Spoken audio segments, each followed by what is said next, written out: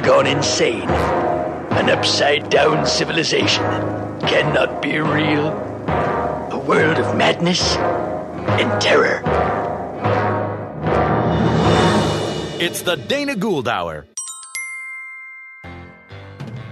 Today's show is brought to you by Casper. Get $50 towards any mattress purchase by visiting casper.com/Dana and using the promo code Dana. Welcome to another episode of the Dana Gould Hour, recorded partially in Los Angeles at Falcon's Lair Recording Studios and partially in beautiful Atlanta, Georgia, where I am for the summer filming Season 2 of Stand Against Evil. And unlike last year, we will not miss an episode of the podcast. We are locked, cocked, and ready to rock. Two amazing and hilarious guests today. Brant Tobler, a comedian and author whose new book, Free Roll, is available now. He has a life story that, dare I say it, rivals anyone's I've ever met. And an old friend of the show and one of the funniest people I know, the hilarious Matt Bronger. Me? I am not back on tour until July, where I'm doing something down at Comic-Con, and I'll tell you about that next month, and lots of other stuff. That'll happen. Stand Against Evil and my new album are both coming in the fall. But all of that aside, let us now take time to do our filthy business.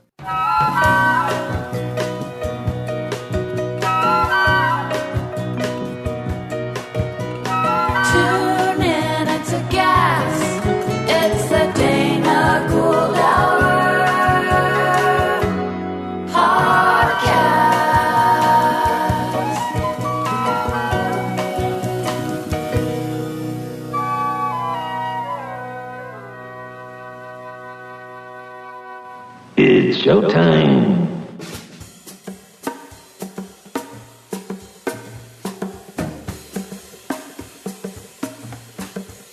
My guest tonight on a crisp, windy, cool Los Angeles evening, high atop the Mulholland View shelf, where tonight specifically the streets are filled with coyotes, because it's not even garbage. Normally they come out on garbage night, but tonight is just a spooky night. My dog's freaking out. There are coyotes everywhere. It's a full moon. That might have something to do with it. My guest is a very, very talented comedian who I just worked with, and I did not know you before, and started telling me about his life. And I said, holy shit, you have to write that as a book. And he said, I just finished. That book has just come out. It is called Free Roll. And our guest is the author, Brant Tobler. This is the sound of my voice. Now, Brant, when I was a young man, I read On the Road by Jack Kerouac, which is sort of a rite of passage for anybody who's 20. And everybody has that fantasy of just kind of kicking around and letting life happen to them. I was never able to do that. I was born clutching a to-do list. But if you did not intend for that to be your life, you seem to have created that life for yourself, at least up through the events of this book. Yeah, it's I guess it just kind of happened. I didn't realize until I was about halfway through, like, this is going to be my life. I'm the opposite. I know to-do lists. No, I just kind of go, and that's worked out good, or worked out well sometimes, and also it's been a disaster. Yeah, and the book sort of tells the story of both. Just as sort of a tease, at one point in the course of this story, you gave serious consideration to having your father killed. Yeah. Okay. So stay listening, everybody. Yeah, it'll pick up, trust me. So yeah, I grew up in a small town in Wyoming, and it's just not much there. A little, cowboy town. Right. Lived, a lot of people Cheyenne? have ranches, Cheyenne. Not Dad Kill Wyoming? No, not anything that would ever get me, prepare me for my life. Uh-huh. So So what goes on in Cheyenne? Is it Not much Is at it a lot all. of rich people? No. Doesn't Han Solo live there? No, that's all up in Jackson Hole, which is about as far away from where I'm. Cheyenne, where I grew up, is about 100 miles north of Denver. Oh, It's okay. just a small little town full of railroaders. And Dick Cheney live there? Cheney's Casper, Oh, okay. a little north. There's nothing really. Nothing in Cheyenne. In Cheyenne. We have the largest outdoor rodeo. That's its claim to fame that they do every year in the summer. Okay. So just pretty basic growing up, but I didn't realize. I thought it was basic, but so my dad was a railroader, him and his father and his uncle, but then he became a drug dealer. Now, what do you mean by railroader? He was like a train conductor. They all worked on the Union Pacific Railroad. Really? That was their job, yeah. And that's how. Now, your father was a train conductor. Yeah, well, he worked on the railroad. Did he give you good and plenties? Was that a big part of your childhood? No, I wish, 'cause I'm a big fan. So he was. He gave you neither good nor plenty, actually. So he was a railroader, and then he started he became a drug dealer and a bookie out of the local strip club, and then Now, that's not a natural progression. yeah. You do your time on the railroad, and then you can move into drug dealing and running numbers. Yeah, which is like What's the strip club? Let's get right to the hoof of the matter. What's the strip club like in Cheyenne? the strip club. It's my favorite strip club, but there's nothing like it. It's called the Green Door, and there's a stage about as big as a picnic table. There's no pole. There's what looks just like a towel rack that you would see that hangs from the roof. That is the most stable. I can't imagine a strip club being sad, but Lord knows that's the vision I'm getting. The most incredible towel rack I've seen hold incredible amounts of weights. It's just welded to the roof, and it literally just looks like a towel rack out of your bathroom. And I've seen women hang from it, and it is very sad because so after each girl comes off stage, there's no DJ. They have to put their own quarters in the jukebox and then come Windex the windows. Oh, geez. And it gets really cold, so a lot of times they're in bikinis and tube socks, and they're on this little. It's one of the. You begin to embrace it when you live there. It's the ultimate dive. And you must know all of the. There's no one. Yeah, You see them at the laundromat. Yeah. I'm assuming it's not like it's being they're a small commuting town. in from 500 miles away. Well, when a new girl comes in, everybody knows. But it's famous for it had a one-legged stripper for a long time, and a girl with a huge bear tattoo on her ass that she thought was hilarious. And The same person?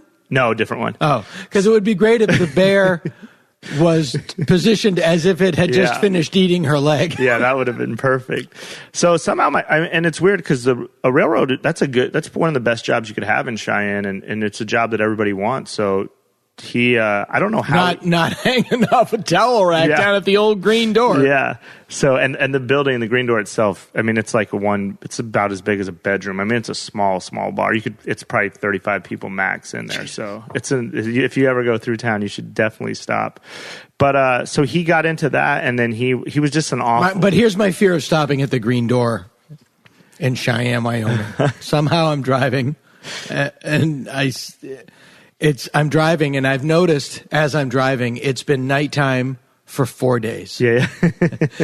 And I pull into Cheyenne, Wyoming, and I go into the Green Door, and the one-legged stripper's there. And I have a beer, and I get up, and I walk out the door, and I find myself back inside. Yeah. And that continues for eternity. That's my fear. Yeah, that's what a lot of people in Cheyenne have done. So somehow I just left. yeah, so he got into selling drugs. We started doing drugs, and he got into selling drugs, and then he was. And how old are you at this point? And how old's your dad? My dad's probably 24, 25, and I'm this is from the ages of like birth to 3 or 4, and then You're doing drugs at 3 and 4. no, I'm not. My mom and him are doing drugs, Okay. and he had a big champagne and cocaine party. That was his thing. He'd have every morning, and all his buddies would Every come over. morning. Yeah. Every morning. So they would show up, and then eventually, and he was just bad, beat my mom all the time, and my mom just couldn't take it anymore. And then one day, like walked to because he was cheating on my mom all the time, and then my mom found out, and then he moved us to Fort Collins, Colorado, so no one could tell on him anymore. And then he would commute to Cheyenne, but then we had no home phone or we had no car, so we were just stuck at this house. And how far is Fort Collins from Cheyenne? About 50 miles south between Cheyenne and Denver. So he literally just like moved. He didn't move. He just isolated you. So he could do whatever he wanted again. Right, and then so eventually, and then he just put his life on lock. Yeah. So then he would just beat the shit out of my mom. She couldn't take it anymore. And then one day, he beat her up pretty bad. And she was like, and she's very anti-violence and gun. And she said she woke up and she was laying next to him. And she's just like, if I had a gun, I would kill this motherfucker right now. And that scared her because she's never had feelings like that. So then the next time he beat her up, then he left. And then we walked through the snow to like a grocery store. And she saw this like battered woman sign there. And she just knew she had to get there, and she got there and called, and they came and picked us up, and then we went to Wyoming, and then my dad came home and found out we were gone and went crazy trying to find us, and ended up wrecking his car, crashed into like 4 cars and flipped over and landed on top of another car. His like Cadillac landed on top of another car, and he was in jail, and my mom assumed he'd come to Cheyenne to try to get us. Okay, let's slow down. Yeah. So let's assume that he comes home. And he's full of something, probably not Wheaties. Yeah. He's probably jacked up on something. Yeah. Comes home, his family's gone. He goes ballistic. He's driving a caddy. Yeah. And he literally just starts driving around Fort Collins, Colorado, looking for you guys. Yeah, we assume. Yeah. And then all we know is that so then his mother And then he has a Blues Brothers-arian car accident. Yeah, and then so we're in Wyoming at my grandparents' house, and then his mom calls my mom and says that he won't talk to anyone but my mom, and my mom's like, I'm done talking to him. So she quit talking to him, and then maybe 8 months later he got arrested for bringing drugs across state lines, and then he went to prison in Leavenworth, Kansas. So at that point, it's a famous prison. Yeah, my mom. So then from and then he's on, a young man. He's in his late 20s, right? So then my mom, she told us that he went to college. So we were under the and I think my mom said it because my mom told us. But you knew who he was. No, we didn't know anything. I didn't know any. I mean, I knew my dad, but this was all up. So you're how old at this point? 5. So you don't even know that there's abuse in the house? No, I didn't know. Okay, I thought my dad was like this perfect guy. Sure. So then... Oh, that's different. Okay, so you didn't even know that your dad No, my mom kept it all from us. Right, that's a heavy burden. I thought he was in college. That's what my mom would say. And then he would get out every couple of years and he'd come visit us on his spring break, they would call it. So then we would see him occasionally, but we didn't know anything. We thought our dad was actually at college doing like good stuff. And he would call, once a week and we would hear from him. So then my mom... So then when it got really bad... Did he send you photos of like him in a giant, like oversized fur coat with a pennant? No. He sent us like license plates and stuff like that. Yeah. And we couldn't send him the stuff. I'm majoring in giving people a tattoo with a pen and a lighter. Yeah. Like when I was in 2nd grade, we made these boxers. You did like a pastel. You'd like painted boxers to give to your father for Father's Day. Right. So I made some that said like, I love my daddy. Or what? I love my dad, I think it was. And then my mom later in life told me, yeah, we didn't get to send those to him. They probably wouldn't have gone over too good at his college.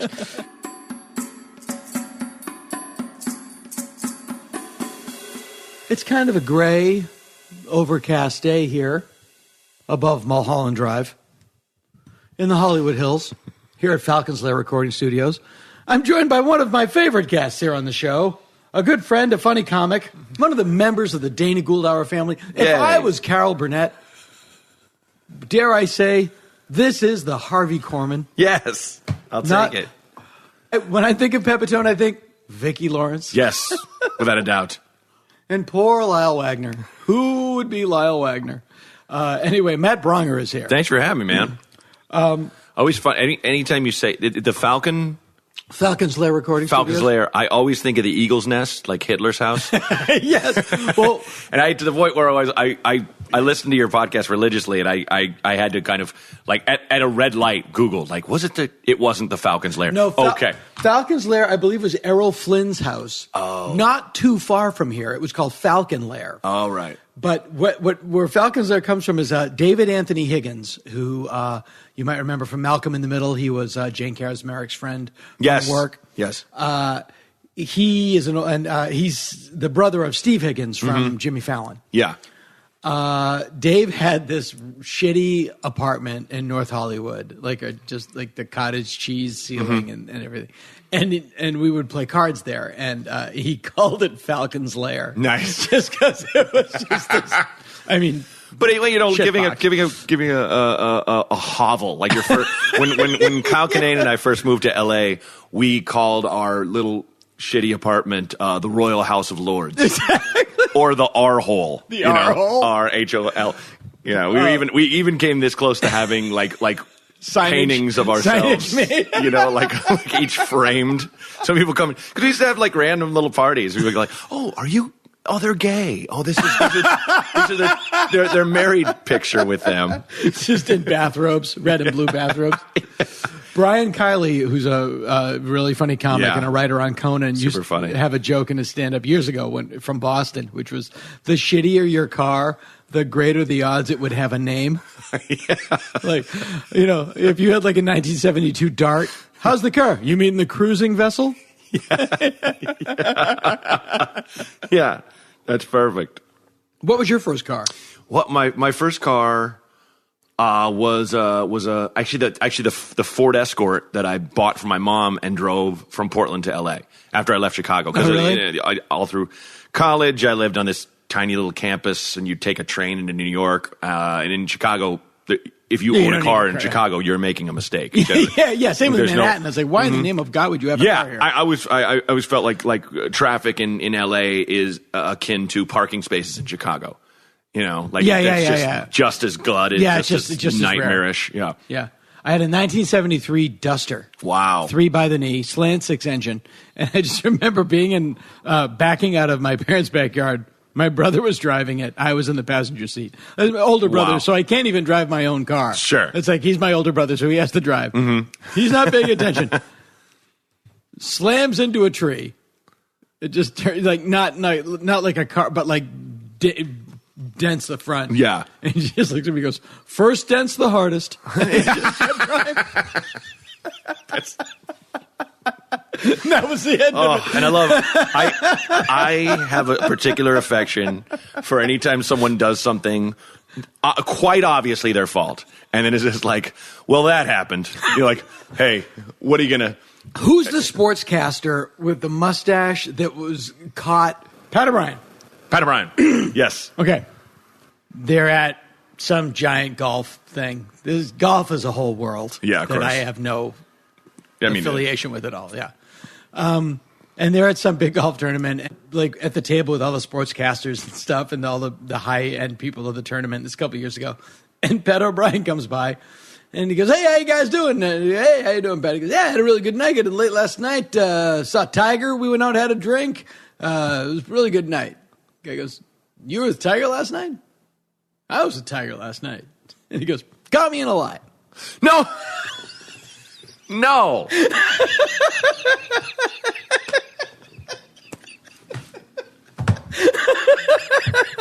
I love the immediate dismount. Well, there went that moment. Dismount. Got me in a lie. That's, oh my God. That, when have you heard the Lenny Bruce bit about when your wife catches you cheating? Like she goes, yeah. Your wife will catch you in bed with a chicken. What are you talking about? Huh? Yeah. I am from like a group of ne'er-do-wells in Chicago, like that I started out with that once, if someone called us on our shit right away, okay, you're right. And it would blow people's minds. I remember, like, Kyle and my buddy CJ Sullivan were up at like 3 a.m. blasting Faster Pussycat or some heavy metal, thing. And someone's like, "Turn that shit off at 3 a.m. They turned it right off. You're right. And the guys in the room like, oh my God, that worked. Oh, that was easy. I lost my temper horribly. I was in a friend's apartment, those apartment buildings we have in LA where it's just surrounding places and a swimming pool in the middle. Courtyard, that everyone courtyard. just uses. Courtyard. Right. Yeah, and people are jumping off the balcony into the thing. Yeah. And, they're very depressing places to live. Oh, God. And I'm just, jumping in the pool and stuff. And this guy, and we're all drinking beers, and this guy comes out, and he's just like, it's 2 a.m. Like, you get out of there or something. And I was like, I stopped. I was like, you're right, man. You're right. And the guy's staring at me like, are you are you fucking? Are you? I'm like, no, I'm completely sincere. This is out of hand. We shouldn't be doing this. And he's like, well, thank you. And went back in his apartment, and we cleaned up and we left. When I was kid caught in a lie, usually when my ex-wife would catch me in a lie, I was like, you said you were going over to Rob's house, but Rob's with Jill. I just was on the phone with him. No, you want to know where I am? I'll tell you where I was. Tell you where I am right now. If that's what you want. Is that what this is? An exchange of information? Just stretching it out. Oh, think. Oh, no. My God. Here it comes. Here comes the truth right now. I'm going to tell you. I'm picturing Pat O'Brien going, caught me in the lie. Yeah, just tell me. me. And then that kind of, that explosion of way too much laughter, and he kind of slaps his pocket, and a still too full bag of cocaine flops onto the table among all those rich guys. Oh, whoops. Oh, gosh. Caught me in a lie. Caught me in a lie. Well, yeah, that would be great. Just like it's like when life becomes an episode of Perry Mason, when the person just owns it immediately. Yes. Which, by the way, never happens in real life. No. Ever. Don't you also own a VW Bug? Yes, I murdered her. Whoa, hey, whoa. Oh my God. And I'll tell you why. What's that they've had? Like, it's a thing where I feel like people have stood up in the courtroom. People in the back. No, I did it. Yeah. But you said that the kite was blue. I killed him. Who is that? Every one of those is a mistrial. Meanwhile, Berger just crumpling his notes. God damn it. Hamilton Berger. Again. We got you this time, Perry. That's every episode of Perry Mason. We got you this time. Well, I beg to differ by the end. You lost again, Berger. Berger, how are you still working? How are you? How many cases? You're the worst DAs this city's ever had. Hamilton. Bob Sarlott, brilliant comedian in San Francisco. One of my favorite jokes. There are those jokes that are just a straight line. Yes. The king of it is no fat. Norm Macdonald is the king of it. My favorite Norm Macdonald joke. I'm paraphrasing the joke, but was the city of San Diego today announced plans for a floating runway for the airport. It is a runway that extends into the bay and floats on pontoons. It's all a part of the city's plans to have a huge disaster.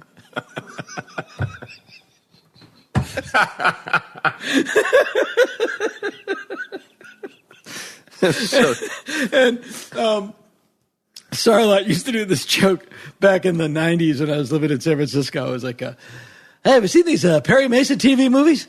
Hey, I don't know what Raymond Burr's been doing lately, but I don't think sit-ups is high on the list. I'd like to call Sarah Lee to the stand. As a witness? No, for some cakes, pies, and cookies. I love the sweaty. As a witness? Like, that has to be said. Because the guy was like, wait a minute.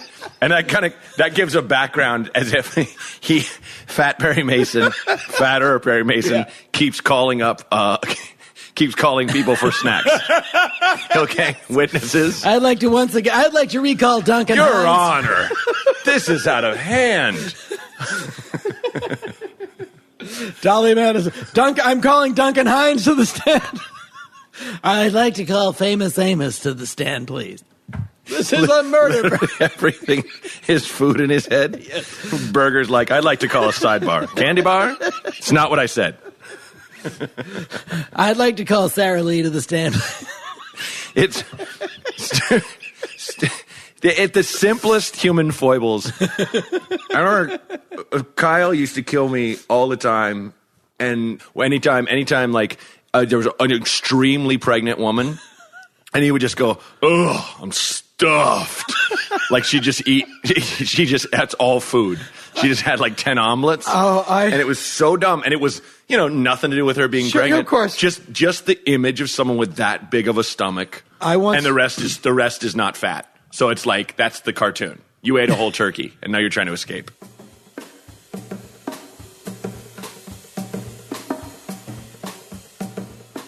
So then my dad, he'd come visit us a lot. And then when he'd come to town, he would just show up and he was a drug dealer again. So he'd just come and buy us a bunch of stuff and spoil us to make up for Right. not being there. So we just thought he was like the best guy in the world. Right. So then he ended up having to go back to college, prison, and He had to go back to. He loved education, is Yeah, what you're he went saying. back to get He his was master's. dedicated to his education. so then at that point he started promising us. He couldn't buy us stuff, and he started promising us all this stuff. So when he wouldn't show up, he'd buy us a bunch of stuff and send us these UPS packages. Right. But then when he went back to prison, instead of just they kept with the story of telling us he was at college, but my dad kept promising us all these gifts. So then my mom would go buy all the stuff my dad promised and go like a mile from our house and UPS the package. And then we'd Oh, run- my God. She's a saint. So we'd run home and we'd get our package, and my mom and so at this time my mom has started dating someone else, and we marry and we have a stepdad. And so they're buying these packages from Was my your dad. stepdad a college graduate? He was an actual college graduate. Exactly. So that must have really burned his, burned his ass a little I'm bit. sure. Oh, yeah. No, he's a college. Yeah. So they were spending their, so then they'd have to buy like double presents, and then they And you have a brother? Yeah, a little brother. So they just couldn't afford it. So they eventually told my dad, hey, quit promising the kids stuff. And my dad, just being an asshole, just promised more and more. So then eventually my mom He sounds like a winner. just couldn't afford to do it anymore. So she stopped covering for him. And you're how old now? So now I'm at this point, we're probably 11 and 9. Mm-hmm. And then, Are you still in Fort Collins? no, we're back. We're back in Wyoming. So then my dad would call and I would say, Dad, where's our package? And instead of telling us, he would be like, it must be lost or something. So then I would say, Mom, can you call UPS and try to find it? And my mom would say, she would try to cover it. And then eventually, after it wasn't there for like a month, and I think they were frustrated, they're like, we don't think the package is coming. But my dad never lied to me. So I thought I had no reason to believe that. So then I called my dad and say, hey, the packages aren't coming. And this is one of the lowest moments with my dad. He, instead of just manning up and saying that, he tells me that he thinks that the UPS man is taking our packages and giving them to his kids, to his kids. So me and my brother at that point are. Can I just? Yeah, of course. I love just the naked, unrelenting amorality of the entire endeavor. There are times when you think like, I don't even have to lie in this situation. Oh my God, I don't have to lie. I can just tell the truth. Yeah, which would have been much better, because then that sent us in a spiral. So I believe my dad. I had no reason to not believe him. It's very So important we came that up. your kids don't think you lie to them. So we came up with this crazy plan. So at one point, kill the UPS man. Yeah, to kill the UPS man. Because when my dad came to town one year on his little spring break, So how is he getting out of prison? so he'd get out of so he got out of Leavenworth, and then he would just get back in trouble. He couldn't stay out of trouble. So I think he was in Leavenworth like 2.5, 3 years, from like 5 to 8. Then he'd get out, then he'd go back in, then he'd get out. Right. So we got to see him. So I think when I was Recidivism, I believe it's called. so like I was 10 or 11, and he came to town. My little brother's 8 or 9, and he took us swimming at the local pool, and we swam, and we had a great day jumping off the diving board and everything. And when we got out of the pool, I'm taking a shower, and my father comes in as I'm showering. He goes, "Hold on, son, get out of the water for a second." I was like, "All right, what's up, Dad?" And he says, "Son, every time you take a shower from now on, before you get in the shower, put the water on as cold as it can go, and then get in that cold water and shadow box until you count to 15. And I was like, "Why would I do that, Dad?" And my dad says, "Son, the way your body reacts when the cold water hits it is the same it'll react if you ever get stabbed. So if you ever get stabbed, you'll be able to fight for 15 seconds. That's what my dad tells us, because I guess that's what he did every day in prison. People, to train. let me tell you about my best friend. So and like a dumbass, I did that shit because my dad told me to. So then when we heard that UPS thing, we were like, we're ready for this moment. We were like, we'll go if we show up at his house. So we went up to, there was an Owl Inn, a restaurant up the street from my house, and we went. Now, do you have to get stabbed in the shower? No, there's no logic to any of it. So we were being dumb kids. We rode our bikes up to the Owl Inn, the restaurant, and we stole 2 steak knives, and we recruited 2 other neighborhood kids to come with us, and we were going to follow the UPS man to his house to see if his kids had our toys. So sure enough, the day that we decided to do it, we can't do it on Thursday. I'm assuming you're okay that I laugh at Of this. course. It's all funny to me now. But, you know, and then so we were going to do it Thursday, but then our buddy Eric had a dentist appointment, so we had to move it to Friday. So we wait for the brown truck to come. Knives on ice. Yeah, and we're Big Brown. So now we're riding our bikes. The truck comes. We start following the truck, which of course is just we have steak knives, jumping curbs with steak knives, like so dangerous alone. But we follow the UPS guy, which is easy because he stops every couple blocks. We follow him his whole route. He gets back to the headquarters. Then, of course, just parks his bus or his truck, gets out, locks it up, gets in a green Jeep, drives away. We immediately lose him. He loses us in 2 blocks, and he doesn't have to stop every block. So thank God, because we weren't ready to go to college at that age, you know? Yeah, exactly. So then after that, so not long after that, my mom, now I'm 12. This was probably when I was 11. And so when I'm 12, my mom. Your UPS man stabbing days are over. We throw the steak knives in the lake because we saw that on movies. When you kill somebody, you got to get rid of the evidence, even though we didn't do anything but steal a steak knife. So then my mom sits me down when I'm 12. My little brother's 10, and she brings me in a room and she says, I want to tell you something. She hands me this manila folder, and I open it up, and it's all the newspaper clippings from when my dad got arrested. Mm-hmm. So I read them, and I'm confused, you know, and she's like, I know this is a lot, and we lied to you, and your dad will call tonight if you have any questions. He wants to talk to you. So I was all upset, and I went out we had a treehouse. I went out in the treehouse. I'm just crying. I'm confused because I didn't know, and my stepdad comes out. Luckily, I had a great stepdad. So that night, my dad calls, and I have all these questions, but my dad's throwing a fit. And he just keeps saying, you're a Tobler son, you're my son. And what I didn't know is that my mom and stepdad had told my dad that my stepdad was going to he wanted to adopt us. But my macho dad, of course, threw a fit and said, you're a Tobler, you'll always be a Tobler. So then, gee, thanks. So yeah, so we didn't know. So they set us down that night after we got, and he didn't. And let me ask you a question. Did your mom just tell all right, I'm going to tell the kids now? Yeah. And he didn't he was in prison, so yeah, he was in college. He called. What's he going to do, come home from college? He called collect that night like he always did. And that's the funny thing is, so then they sat us down and they said, hey, you know, and my stepdad was like, I would like to adopt you guys. I feel like I'm your son. I raised you. And they're like, no hurry. You guys think about this. Mm-hmm. And I'm 12, my little brother's 10. We didn't really know. We loved our stepdad, but we loved our dad. Sure. And this all hit us fast. So then, of course, my dad found out. What was worse? What was worse to you? Knowing that your dad was in prison or knowing that he had lied to you for all that time? Just prison, because I had just done the DARE program in 6th grade, mm-hmm. and they're just back then they didn't say the difference between black tar heroin and weed. It was just if you do drugs, you're going to die or you're going to go to prison. So the fact my dad was in prison, it blew my mind. So then my dad started calling the house every day, threatening to kill my stepdad, which mm-hmm. I think is hilarious because they would collect calls, so my stepdad had to pay for his own death threats. And then, he's quite hello, Arthur. I think my stepdad was like, hey, can you keep it short since this is $7 a minute? So then eventually I'll accept. I'm going to kill you, motherfucker. Would you like to continue? Yes, continue. Yeah.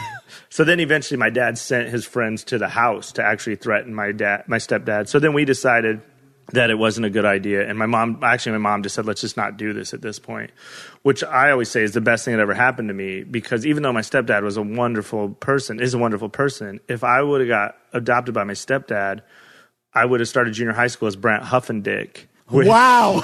At 12 years old, I thought was the worst name in the world. I was His name is actually Huffendick? My poor little sister's named Haley Huffendick, and I can't believe she didn't get married at midnight when she turned 18, but she had to live with that her whole... What's her middle name? Haley Elise Huffendick. Why not just change it into Haley Elise? What's your last name, Elise?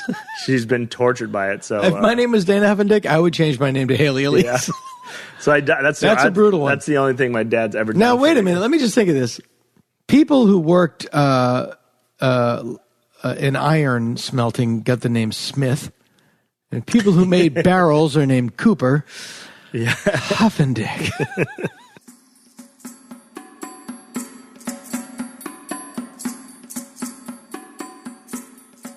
We talk about caught me in a lie. At a party, I knew my friend's wife was pregnant. I asked her when she was due, and she'd already had the children. Oh. And it was just like shitting your pants, and mm-hmm. and there was nothing, and it was just nothing. One of the worst moments of my life. Yeah, and she didn't play it well. Oh, I already had the baby. just like looked awful. I was like, Probably had like, And I didn't like even- a bit of postpartum. Of course, you yeah. know. And I didn't have the facility. It's so stepped on a rake. Yeah. That I didn't even have the, like, now I go like, oh, boy or girl? Like, immediately get off track. Oh, congratulations. Sure. Like, just, that didn't happen. That didn't happen. Yeah. No. I heard this story. Things are just like, and then I have to go back to Big Fat Perry Mason. Yeah, of course. We have to get to his island at some point. We have to get to his island. We have to get to his suits, and don't forget the SS Burr is what Yes. it's called. Okay, so Paul McCartney has a house in Los Angeles, and all of his friends, he's friends with every like giant musician who lives here. It's like, Of course. and most of them are big studio guys, like Yeah. Jim Keltner and all these guys that are on every album ever made. Well, and he supposedly is this guy who's just like, he's like, what's that baseball position where you can play any position on the field? Yeah. He can do anything. Yeah. Every musician who's played with him has been like, he plays every instrument perfectly and knows every song. Yes. He'd be like, that off your album that just came out. Oh, the third song? Here we go. What? You heard that one? Like, he's kind of got that Mozart thing going. Anyway. Yeah, and he plays drums on a lot of the latter Beatles albums. It's him on drums. And when he was married to Heather Mills, the one-legged Scottish woman who nobody liked, Right. his friends didn't like her, and their derisive nickname for Heather was Peg. Oh. They keep accidentally throwing on the Steely Dan song. Huh? What? I just like this song, Heather. So they're at a club here in Los Angeles, and they're in the back, and there's a bunch of people like Leonard Cohen and Jim Keltner and all these people talking to Paul McCartney. Yeah. And the waitress finds an Yves Saint Laurent handbag in their booth. So she comes back to where they're talking in the kitchen and says to, like, I think it's like Jim Keltner, one of these guys, like or Larry Knechtel, one of these guys that's been on every record I've ever made. Yeah, sure. I found a bag in the booth. And he goes, that's probably Peg's. The waitress goes, excuse me, Peg? Oh. Peg? Is this your bag? And it's like a dozen people agree that it didn't happen. Right. It was just like, it didn't happen. Nope. No, didn't happen. Oh my God. Yeah, when someone, one of my friends in college kind of had the best analogy for why.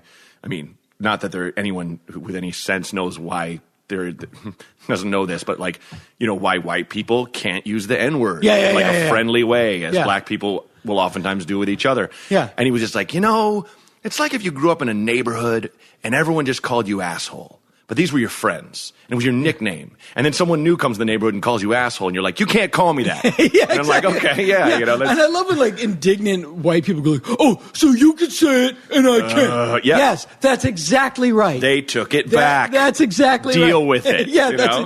That's exactly it. Yeah, you don't get to do a thing. Yeah. It was just happening with the health. So why do I have to pay for somebody else's health care? Oh, my God. Because that's how insurance works. That's what insurance is. That's the nature That's of what insurance. it is, you child. Yeah. Everyone is literally Lenny from The Simpsons. Can't someone else do it? Everyone. Yeah. Yeah. I don't want to. For the same reason we all pay to have a big red truck come when our house is on fire. Right. Yeah. I don't want to pay for that. Yeah. I can't. Why won't cops work for free? I know. So who do you think? How do these people come to your house? These highly underpaid public servants. When when I was a kid, we'd be driving through our hometown and or any town, and we'd see a big fat person walking on the street. My dad would always go, "Keep walking." Oh. Which brings us back to Raymond Burr. Yes. Because I don't want to get away from Raymond Burr. Sure. No. So apparently Raymond Burr's nickname was, I just wish I lived in the I lived in the late 60s, but I wish I was like an adult here in the late 60s. Oh, sure. Apparently Paul Lynde coined Raymond Burr's nickname, the Iron Duchess. Oh. That's perfect. Yeah. That's utterly perfect. See, I would want to live in that era just so I could get a nickname for Paul Lynde. Just go to a party. It's 3 p.m. He's on his 9th martini. Yeah. And then he just calls you a thing, and it sticks forever. Supposedly Paul Lynde and Johnny Carson were the two meanest drunks on earth. Oh, God. Yeah. I could see that. Yeah. You know? But like Paul Lynde had an excuse. Yeah, You know? he's full of self-loathing. Well, and gay. And yeah, just so bitchy, much hatred around angry, him. bitchy queen. Oh, God. Yeah. You know? And imagine you're basically like America's gay mascot. No one's going to give you any kind of credit for your identity and who you are. Certainly not sexually. But you're just, you're saying ribald things, Well, you know. It was this thing when you were a kid that when you were a kid, you didn't think, like, I didn't realize there were gay people. Just that there were guys on game shows that wore ascots. Yes. It's like Charles Nelson Riley, Paul Lynde, Roddy McDowell. There were just these guys that did gay. There were these guys on Match Game that wore scarves. Yeah, It was just like a confirmed bachelor. Confirmed bachelor. Confirmed bachelor. Oh, my God, yeah. Tab Hunter. That was confirmed bachelor. Mm-hmm. Yeah. And that was like the blatant code. Like, confirmed for sure. bachelor. For sure. Mm-hmm. And Perry had an island of. Yeah, Raymond had an island of confirmed bachelors. Yeah, it was like a tropical boy garden, I think is how you would describe. Wow. Yeah. Well, Arthur Clarke, who wrote 2001, had lived on an island in Sri Lanka that was like immune from international boy laws. Oh no. and I think Raymond Burr, this is probably getting into legal, probably. I think he had kind of the same deal. I'm sure everyone was of age and consenting. Of course. Of course. It goes without saying. Well, like when I was in the Philippines 2 years ago with my girlfriend, we're in this little island called Bantian, and it's beautiful. These little kind of like woodland bars, and they were like real bars, but they were just kind of like all kind of these tropical things. And you'd see these guys, you'd see like dad boners, like, Mike Burns' Twitter character, Dad Boner, Carl Welzine, who's a man who's divorced his family so he can party. He grew like a ponytail. Wait a minute. I don't know. He got a book deal out of it. I don't know anything about what is this? Okay, again? it's at Dad Boner, and it's a guy named Carl Welzine who parties. Like basically, the pattern will go on Thursday. He'll tweet, really looking forward to the weekend, you guys, and then Friday. Took a couple hours off from work to really get the weekend going. I need, got to burn off some steam. These Crown and Diets are going down so smooth, and then you won't hear from him for 3 days. And then it'll start then really hurting you guys. And then the whole day, he'll just tweet what happened. And he lives in Grand Blanc, Michigan, and he will drive his car, he'll tow his boat to the parking lot of a bar and party in the boat. Like he's an exaggeration of every man who cannot let go. Yeah. Of that. So, and I was in the Philippines, I kept seeing dad boners. I kept seeing guys in their 40s and 50s. Oh, yeah. Hair and ponytails way too fat. Oh, God, yeah. Yeah. Like, I met. George Meyer put it best, those guys. George Meyer put it best, which was, I never associated the Hawaiian shirt with the word snug. Yeah. Yeah. When I was in, we do like a big trip every year. And last year we were in the Bahamas, and I met Doug. And Doug is a rich man who he and his wife hate their children. And my gal and I, we party. We're no slouches, but we're out on this kind of boat cruise. And Doug they're giving us these rum coolers that are like, you 2 sips, you're like, whoa, okay, I gotta slow down. I'm feeling way too happy about myself. Doug is slamming them, and every time I saw Doug throughout the weekend, he was drunk and somehow wet. I don't know if he woke up in the ocean. I don't know. I woke up swimming. Gray hair, always college drunk. Come up and high five me way too hard. Like he found out I had a special on Netflix, and he'd see me and go, "This guy's a fucking assassin." He just yelled that over and over, and he'd high five me. And at one point, his wife was. That's awful. And he's one of those guys that liquidates companies' assets. He's like a parasite for corporations. Just the worst. Yeah. And his wife we were talking to her, Doug had run off onto the beach because I think he saw a professional football player he wanted to accost.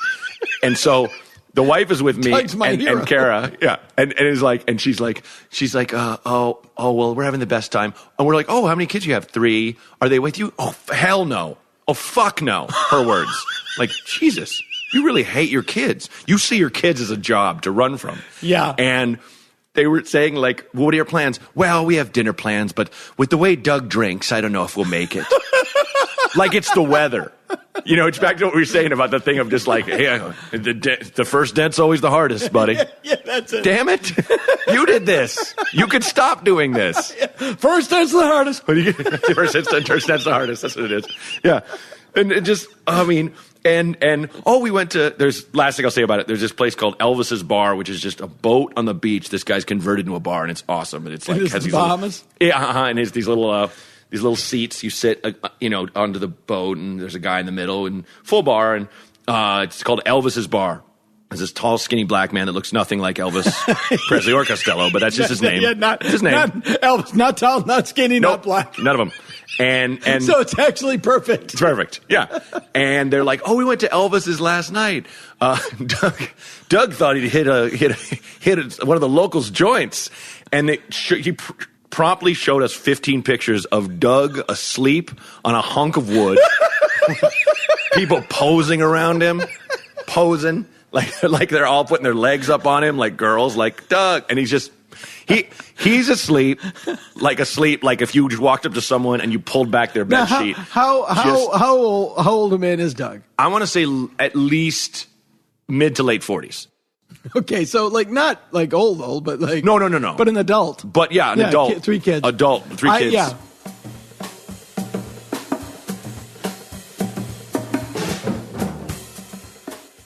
We didn't go into his family tree, but I dodged that bullet, luckily. You need 23 in me. Yeah. Well, of course, later in life, then much later, I'll just give you a little heads up later, of course, when he steals my identity. And now No. Oh, no, let's just get to that. So then after that moment, after we dodged the Huff and Dick thing, then he just disappears pretty much. I don't hear. So from like 12 to 20, I don't hear from him. Mm-hmm. I get phone calls. So he threatens to kill your stepfather because he doesn't want him to adopt you, but he's gone. Yeah, I would get like cards, but a lot of times they would come from my grandparents. It was obvious, which was kind of like insulting our intelligence. Like, oh man, my dad's penmanship sure got better at college. Like, I can tell the difference on my 16th birthday. According to this postcard, Dad can't wait to go antiquing. Yeah. So then he just disappeared. He'd always say he's going to show up for my graduation. And I would, in the beginning, I'd believe he'd actually show up. But by the time, like, my high school graduation and all that, they'd be like, my grandma would say, no, I think your dad's going to make it. I'd be like, get out of here. I don't give a shit anymore. I'm not looking in the stands anymore waiting for my dad to show up. I'm not falling for that. No, and it is, a therapist would say he was an addict and his addiction ruled his life and he was powerless to change. But then you also get to, and they're just bad dudes. Yeah. We're not even to the bad stuff yet. Yeah. And he's bad right now. Yeah. So, it is interesting because you always like look at like, well, Manson's mom pimped him out as a kid. It's terrible stories, but and to me, it's the way you treat your children as like the third rail. Yeah. It's like, if you're an asshole to people around you and whatever, it's great. But when you are shitty to your kids, that's when I go, no, there's something wrong with you. Yeah, no, I agree. There is a biological imperative, if nothing else. Yeah. It's like food, clothing, shelter, care for your young. It's like, it's like, and if that wiring is fucked up, then there's something deeply amiss. Yeah. And the thing was, I had a great childhood. So, like, even though my dad wasn't around, that did, but by no means was. Well, there's it's a storybook childhood. Remember the movie E.T. with the kids on the bikes with knives trying to kill a mailman? People were like, oh my God, you had it so bad. But I really, because the small town took care of me, everybody knew who my dad was. Right. So I had great coaches and teachers, and everyone steps up. I always had it, and my stepdad was great. So I didn't have like a really rough childhood. As like I did, my dad wasn't around, but I was fine actually. As far as like, it would bother me when. Then it just got to the point, like, just quit telling me he's going to come because he's not. Right. It's just, I'm doing great. I don't need this shit. Right. So then I graduate from, I graduate high school and I didn't know what I was going to do. And I was just lost. I was bad at school. And then I ran this. So I got a job in the mall these 4 Italian brothers from New Jersey moved to Wyoming. Now that right there sounds like open up a pizza parlor. Now I'm not saying witness protection, but we. What else is it? Yeah. But would they open up a pizza parlor? I mean, that sounds too good. Yeah. That sounds too good. Yeah, but it's the truth. And they came and we did. I mean, they had a shotgun in the freezer. We had like 16 cameras in the pizza parlor. Oh, maybe and they were selling Coke as a topping. Like they were selling Coke in the mall. They eventually got busted for it. So this was my first job. And then it's a place called Parkway Pizza. It's still there. That's incredible famously pizza. Where Hillary Clinton is also running People Eat Kids in the basement. Now I don't think it's witness protection. Now I think they fucked up. Yeah. And they said, get the fuck out of here. Like, we're going to try to crack Wyoming. Great. Yeah. Good luck. So they come, and then their father's there. So every Sunday they had a little Italian father. He'd come in these incredible suits, and he would talk to him just in Italian. And I didn't know Italian or anything. Sounds very organized. I was fascinated by him, and then I was like, I want to be in the mob. I want to be in the mafia. Yeah. Because I just thought these guys were so cool. I get it, yeah. So I watched mafia movies, read mafia books, and then eventually they fired me because I was rooting for America versus Italy in the World Cup. and I was late a couple of times. It was just bullshit. I got fired. So I got a job next door at a place called Sports Fan, which is a sports store, and I worked there for about 2 months, and they were just assholes to me every single day. The pizza guys? No, my job. They were so cool. They gave me free pizza and shit. But the Sports Fan dudes were mean to me. They were just shitty to their employees. So I was like, I took all my mafia knowledge and I started what I called the Malfia. So this is how the Malfia worked. Like if you worked at the taco place, you gave me tacos, I gave you a hat. You worked at Foot Locker, you gave me shoes, I give you a jersey. You work at Sears, you give me like a TV, I'll give you whatever you want. That's how it works too, by the way. So I had the Mafia running so strong that I could get anything in the mall except for puppies or jewelry. And then there was these Mormons that owned isn't that scene in The Godfather? No puppies. Yeah. They're animals. Let them have puppies. Yeah. So, and then there was these Mormons on the cinnamon roll place, and they weren't conforming to this. Those fucking Mormons. So I was running it, and it was cool. I was like, did you lean on the Mormons? Nah, I said whatever. They were shitty cinnamon rolls. Woke up with Mitt Romney's head in their bed. Yeah. So I'm running this Mafia, and I'm like the king of the mall. I'm walking around like I'm John Gotti or something. You're like 15? No, at this point I'm like 19. Same so thing. Then I hook up this girl across the way. She wants a hat for her dad for Father's Day. So I trade for some boxers. Like one of the most smallest trades I did, the most minimal thing. She gets a conscience. She snitches on me. So I'm cherchez la femme, man. Cherchez la femme. So my bosses come to me. It's December 20th, and they say, "Hey, we know you've been giving away all our stuff." So we're going to fire you, but you're not technically fired till the 27th because we don't have time to hire someone new and train them for the Christmas rush and to do the returns. So in my head, I'm like... Fear and loathing at the Cheyenne Mall. So in my head, I'm like, holy shit, everyone's going to have the best Christmas ever. So now those guys are idiots. I'm hooking up everybody. How stupid are those guys? So like little kids would come and I'd give them hats and stuff, and they'd run out so happy. But then I realized you couldn't do that because then 10 minutes later, a dad would stop in with their little kid and be like, "Hey, why does my kid have a new hat?" And I'm like, "Because I'm like Mafia Santa." He's like, "You're like a fucking pedophile. Quit giving my kid shit." And I'm like, "Oh yeah, I'm sorry. Yeah, now it looks bad." So I got to hook up a couple single moms, which was cool. I told them I had an employee discount because I knew they wouldn't, if they knew I was just stealing shit from them. I was like, I get like 75% off, and then I would just ring it up and I'd hook them up. So then the 27th came. So they got, when you say hook up some single moms, you mean I gave them. You gave them some stuff for their children. I gave them as much. That means something else now. Well, yeah. But I gave them whatever, if they. I really tried to help them get the kids what they wanted, not what they could afford. Right. So then the 27th came, and I got like the mafia. Yeah. Always doing good deeds. I'm trying. So then the 27th came, and I got fired, and. They're pumped. Yeah, they weren't messing around. And no Christmas bonus or anything. Didn't get to go to the employee Christmas I can't believe we sold out all those hats. Yeah. So I get fired and I have to go back to regular life, which is like shitty, because I was running the mall. It would have been great if after that then they came in as if it was a big surprise. Tobler, you're fired. Yeah. No, you told me. You told me. Yeah, like what?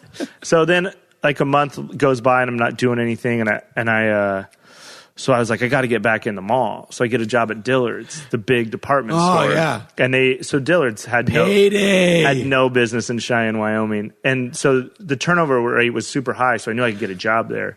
And they didn't know anything about the Mafia. So what I'm saying is Dillard's does not check references. Yeah. Well, I didn't put it on my application. So I get a job there, and you have a quota you're supposed to meet every day there, which is absurd because no one's buying anything. So, like, I worked in the Ralph Lauren polo section, so I had a $3,000 quota. So I'm selling a polo shirt for $85 when there's a Target like 50 yards away selling the same shirt for like $12. Right. So I always say Wyoming people are like, we have horses at our house. We don't give a fuck if there's a little horse on our shirt. Yeah, exactly. So I'm not making... Yeah, Cheyenne is not a polo town. So I'm not making my quotas. Nobody's making quotas. And they'd flown in all these corporate people that weren't like real Wyoming people. Because Wyoming people are very generous, nice, good people. And these corporate people were just assholes. So they would talk shit to us every day. So I gradually started to bring my men's department together and start the Mafia over on a whole nother level. So now I have a whole department store. So I have shoes and clothing, not furniture, luggage. I have everything. Yeah. So I convince them, and it's easy to do. You are moving through this mall like a locust. But now I'm on a way bigger level. Now I can get anything in town, really, because I have everything. So, and it was easy to do because there was no cameras. There was just one Cheyenne Police Department officer that patrolled the whole store. But for a real cop, that's like a shitty job. Yeah. So he'd show up late, take long lunches, and he'd stay up right at the front and just try to hook up with the makeup girls at the makeup counters. So I put in hand signals to let everybody know when it was time to hook everybody up.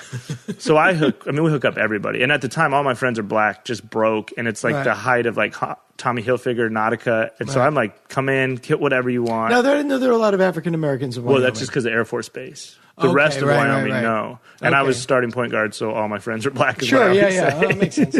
So I hooked them all up. And so everybody, at that time, I got maybe $1,000 to my name, and I have like a $45,000 wardrobe. I had every Ralph Lauren, but I had every color. No one notices. No, because no one's selling anything. So I knew inventory was going to come and there would be a problem, but at this point we just didn't care, So everything's running smooth. I got everything going good, and then one day this dude just shows up.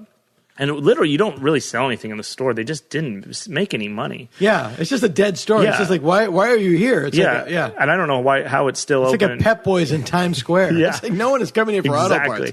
So then one day this guy shows up, and he's just walking around the store, and we all try to help him.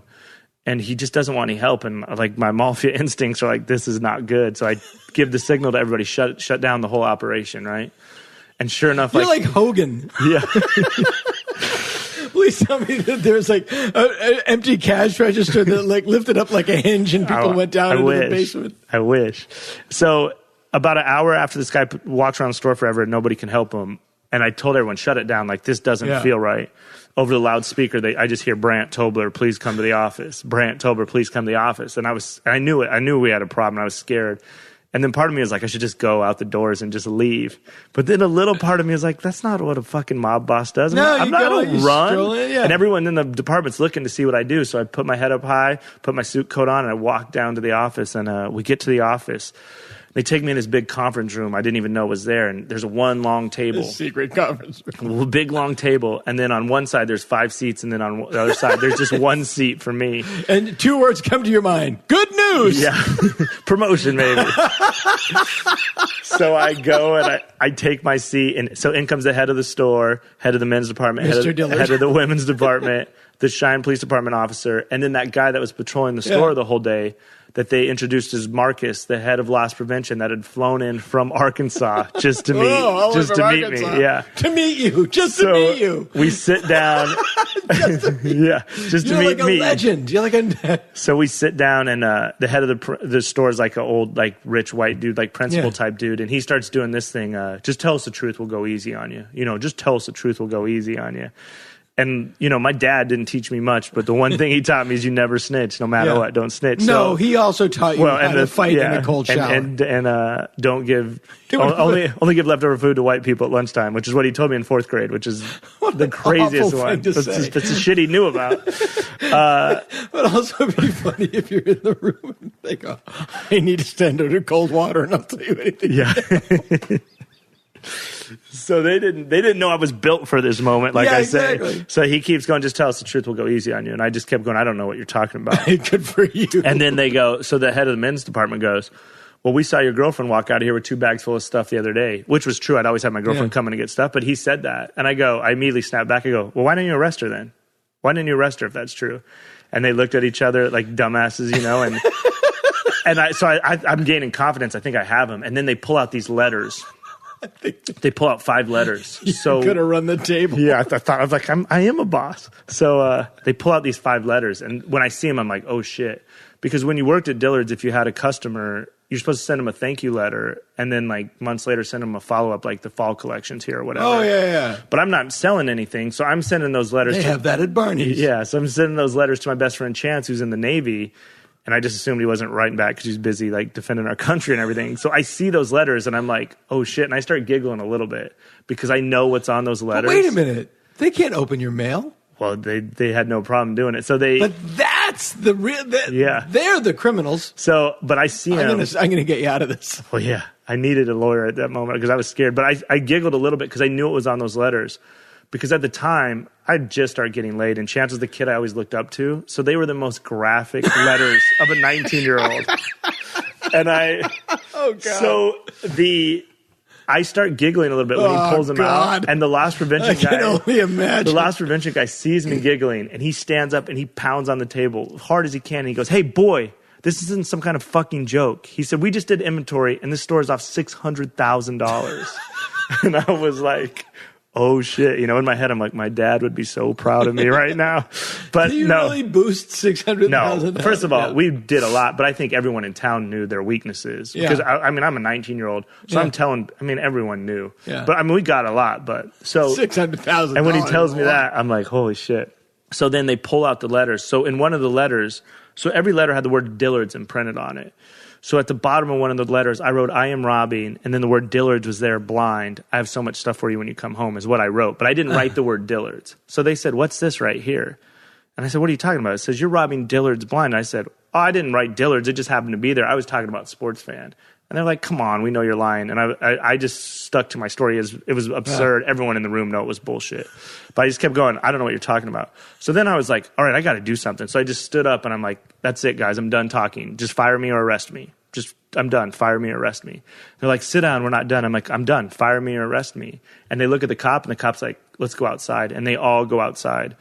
And they leave me in there by myself. And now my legs are shaking. And my buddy had stolen like $500 worth of CDs from Disc Jockey. And he got in like big trouble. So I'm in there thinking like $600,000. I'd be in jail forever, So I'm going to college. Yeah, going to college. Full ride for a long time.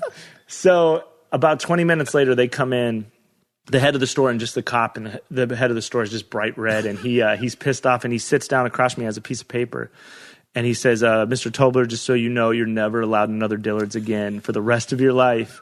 And he slides me this. I would have shit with glee when that happened. And he slid me this piece of paper that I had to sign, and I got terminated for mail fraud, sending personal letters on company stationery is what they got me for.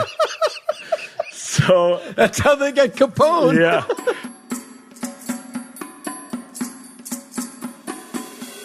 Yeah, I have a very good friend who's deathly afraid of flying. Oh yeah, like deathly afraid of flying, and had a book published and had to go to New York for the book tour, and they loaded up on Xanax and flew into New York.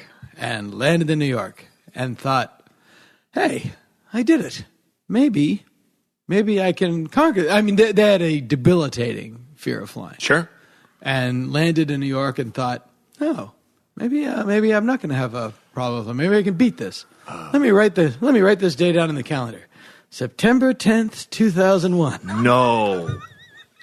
Oh, God. Train back. Oh. Jesus. It's rarely that people say September 10th, 2001 and then burst out laughing like I just did. Sure. Well, that's what we heal as a nation. Like, September. Yeah, remember those days of pure horror? That was the day I came back, but we were in Bora Bora. Oh, wow. Which is the greatest vacation I'd ever had in my life.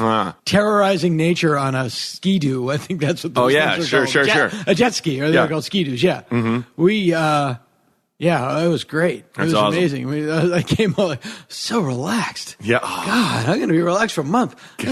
Write down the date. September 10th, 2001. Okay, great. I'm going to be so relaxed. Have you had that thing, Baron Vaughn had a joke about it. It's like where he got off a plane and then the plane, like something like, I don't know why he got off, something to do with it, like a scheduling thing or, but the plane took off and then there was an engine trouble, but then it came back and landed and he was like, like I missed, by laws of mathematics, I should have by now been on a plane where it suffered a difficulty or a problem that could not been a crash, and I missed that plane. So now that plane's still coming. Now I'm still going to have. I'm butchering his joke, but it's that thing of. Well, Seth MacFarlane has the worst story. Oh, what was his? Oh God, he was at Logan Airport, flying back to Los Angeles. Yeah. And got there late, and they had pulled a jetway. Okay. And he was like, "I have to get on this flight. I'm a TV producer. I have a table read. I have to get back." They couldn't, and that plane went into the World Trade Center. Wow. Yeah. Oh my God, I never knew that. Yeah. Oh my gosh. No, and it's like, does that weird you out? He goes, no. it just doesn't. Guess. Yeah. God, that's crazy. I would have. Yeah, I mean, unending survivor's remorse. I think. Yeah. I didn't even know how you. Oh man. Yeah. It was just like, but I want to. We have to go back to Doug. Yeah. Okay. Let's get. Okay. One other really funny 9/11 story. Yeah. One more. Yeah. So I wake up September 11th and the shit hits the fan. I was writing on The Simpsons at the time, and we were like, well, no one's going in. And some people had gone in early, and they were at work, and then finally, like 11 o'clock, I said, just go home. Yeah. And where we lived at the time, we lived right up behind the Chateau Marmont. And so a lot of people came to our house, my wife's and my house. And they're like, everybody's coming over here. We don't have any food. So I literally, it's like 11 o'clock in the morning, September 11th, 2001, and I go to Ralph's to get food because people are coming over my house. Sure. And I get like just some hot dogs and potato chips. Like, I don't know what to get. We're not going to cook. We're not going to prepare like a lavish meal. And Ralph's is empty. I went to Rock and Roll Ralph's on Sunset Boulevard. It's completely empty. Mm-hmm. And I get my stuff, and no one's talking. And the guy who cashes me out just goes, "Oh, man, you having a party?" No. Just like that. Oh. I was like, no. Have you not seen the news? I don't know. Sir? I don't know where that came from or how he said it. Sure. I mean, yes, I was buying potato chips and hot dogs, but still. Oh, man. Yeah. I just went to work. Didn't even think to call in. Went to work, and they were like, "What are you even doing? Like, you're a waiter. You think we're going to be... You're a party clown." And I ended up... Yeah. Get to Dana's house. Did people like have to put on the makeup? You're a dirty magician. What's in my hat? Is that my dick? What? Falls off. Do the show. There's no one here. They're all watching 9/11. Do the show. Da, da, da, da. Putting on boob glasses. As I'm talking, they keep growing more boobs. Just more boobs keep appearing. And there's no one in the club with the manager's in the back with his arms folded, kind of looking up to the side, watching oh, they got the Pentagon too. Keep going. Oh, this is terrible. Oh. So many dead. Keep going. You're in a bar with the live feed behind you on mute. On mute, but like the banners going by. Yeah. All feared dead. It's time for the comedy show. It's like when they won't turn up the football game. Yeah. And make you go on stage. Oh my. Hey, look, man, I'm going to do a show. I'm going to leave the news on and turn the sound off, though. I think it'll work fine. You guys ready to laugh? Just that out of politeness. It's the door guy. Just one. He stops. One, yeah. You guys ready to laugh?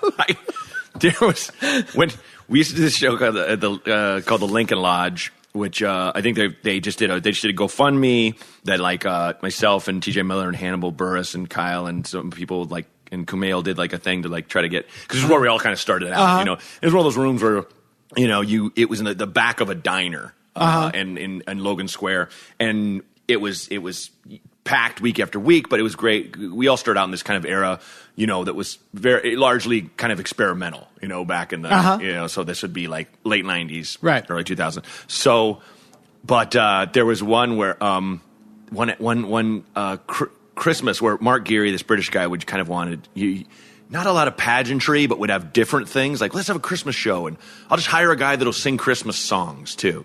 And a guy went up there just with a guitar playing, chestnuts roasting or whatever. And there was a guy named Brian Petrovka who was a maniac, a massive maniac, very funny, but would just have the most absurd outlooks on things. Like he had a joke about how he would, what do you think the best job in all of history would be? And all these people would yell, and he'd wait for them to finish, yelling like 30 things. He'd be like, Viking jeweler. Without a question, Viking jeweler, and would go through the wonderments of masculine jewelry you could make for these beefy warriors. So, and he was just a huge drunk, and he was Santa this year, and he was at the back of the room in a Santa outfit, and this guy's playing the music, and everyone in the whole room is drinking and stuff, and someone gets the idea. There's always that rabble-rouser who's like, what if I let the bull out of his pen and just see what happens? Yeah, exactly. There's all kinds of ways. You know what that guy said about you? There's all kinds of things. Yeah. So some dingbat was like, hey, Brian, what do you think of that guy's song? I don't like it. Why don't you tackle him? And so this guy playing the music. Tackle. And it's one of those things where I always go look at this as don't deny the moment. It's a thing of therapy. If you're sad, be sad. If you're angry, be angry. If someone's tackling you while you're trying to play a Christmas song, don't just keep playing your Christmas song. No. So this guy just the sound of the guitar thumping like knocked the wind out of him, and then fell. And then Petrovka kind of wrestling him, and this guy is still maintaining the cordage. Chestnuts, tiny tots, their eyes all aglow, fine and hard to sleep tonight. Trying to get up, Petrovka just keeps pushing him down. And it was that thing where people are howling, but because they think it's a real act. Right. There were so many. The guy won't stop. Oh, there were so many times when we'd go to shows in these dingy bars, and I'd be like, that was masterfully choreographed. Like, none of that was planned. That was horrible.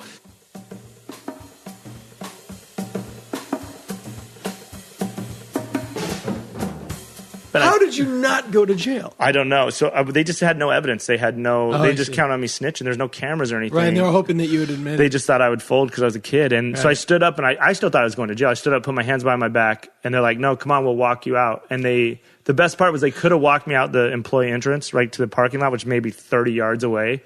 But all 5 of them walked me on this lap around the store. Sure, they duck walked which you. I think they thought would be embarrassing. No, that's a frog walk. I think. Well, to me, it was the fucking greatest victory lap of my entire life. Because then I got to the front doors, and I was like, guys, thanks for letting me work here. They didn't say one word, and I walked out, and I got in my car, and I left. And that must have been that when you got in your car and shut the door. I pulled around the Target, started crying. I totally melted down. Then it hit me of like... But you also must have been elated. Oh, I was elated, that night when I told my friends and we drank, I did. But I shouldn't say that because I still lived in kind of fear. I did get away with it, but I was still I still was worried, and all my friends are dumb kids too. So, they can come get you or whatever. You are still a mob boss. Yeah. You are still the John Gotti of the mafia. So maybe 3 weeks later, I leave town. I'm like, I got to get out of here. So I moved to Phoenix. You're 20? To go to college. Yeah, I'm 20 years old. And 2 of my friends are in college in Phoenix. And I was a really good basketball player, and I always wanted to play basketball in college. So I moved to Phoenix to go to this junior college to try to play basketball. So I get to Phoenix. Everything's good. I'm going to school. I'm working my ass off. Where are you going to school? It's called Chandler Gilbert, a little junior college. Okay. And, Phoenix, where we met. Yeah. So I'm busting my ass. Everything's going great. I have a wonderful girlfriend back in Wyoming that I left, but I talk to every day. And tons of clothes. Yeah, I look incredible. I have no. She looks incredible. Yeah, she looks great. We look great. You're head to toe in Ralph Lauren. I was in so much polo gear. So then you both looked like George Hamilton. Yeah. So everything's good, and this is before like Facebook, MySpace, and that. So we're sending letters, personal letters back and forth. Yep. When we're just in love, getting calling cards, talking every hours at night. And then one day I get a letter. I come home and my roommate hands me a letter and I just assume it's from my girlfriend. And then I see it. And then in the top corner in red, I could see penitentiary.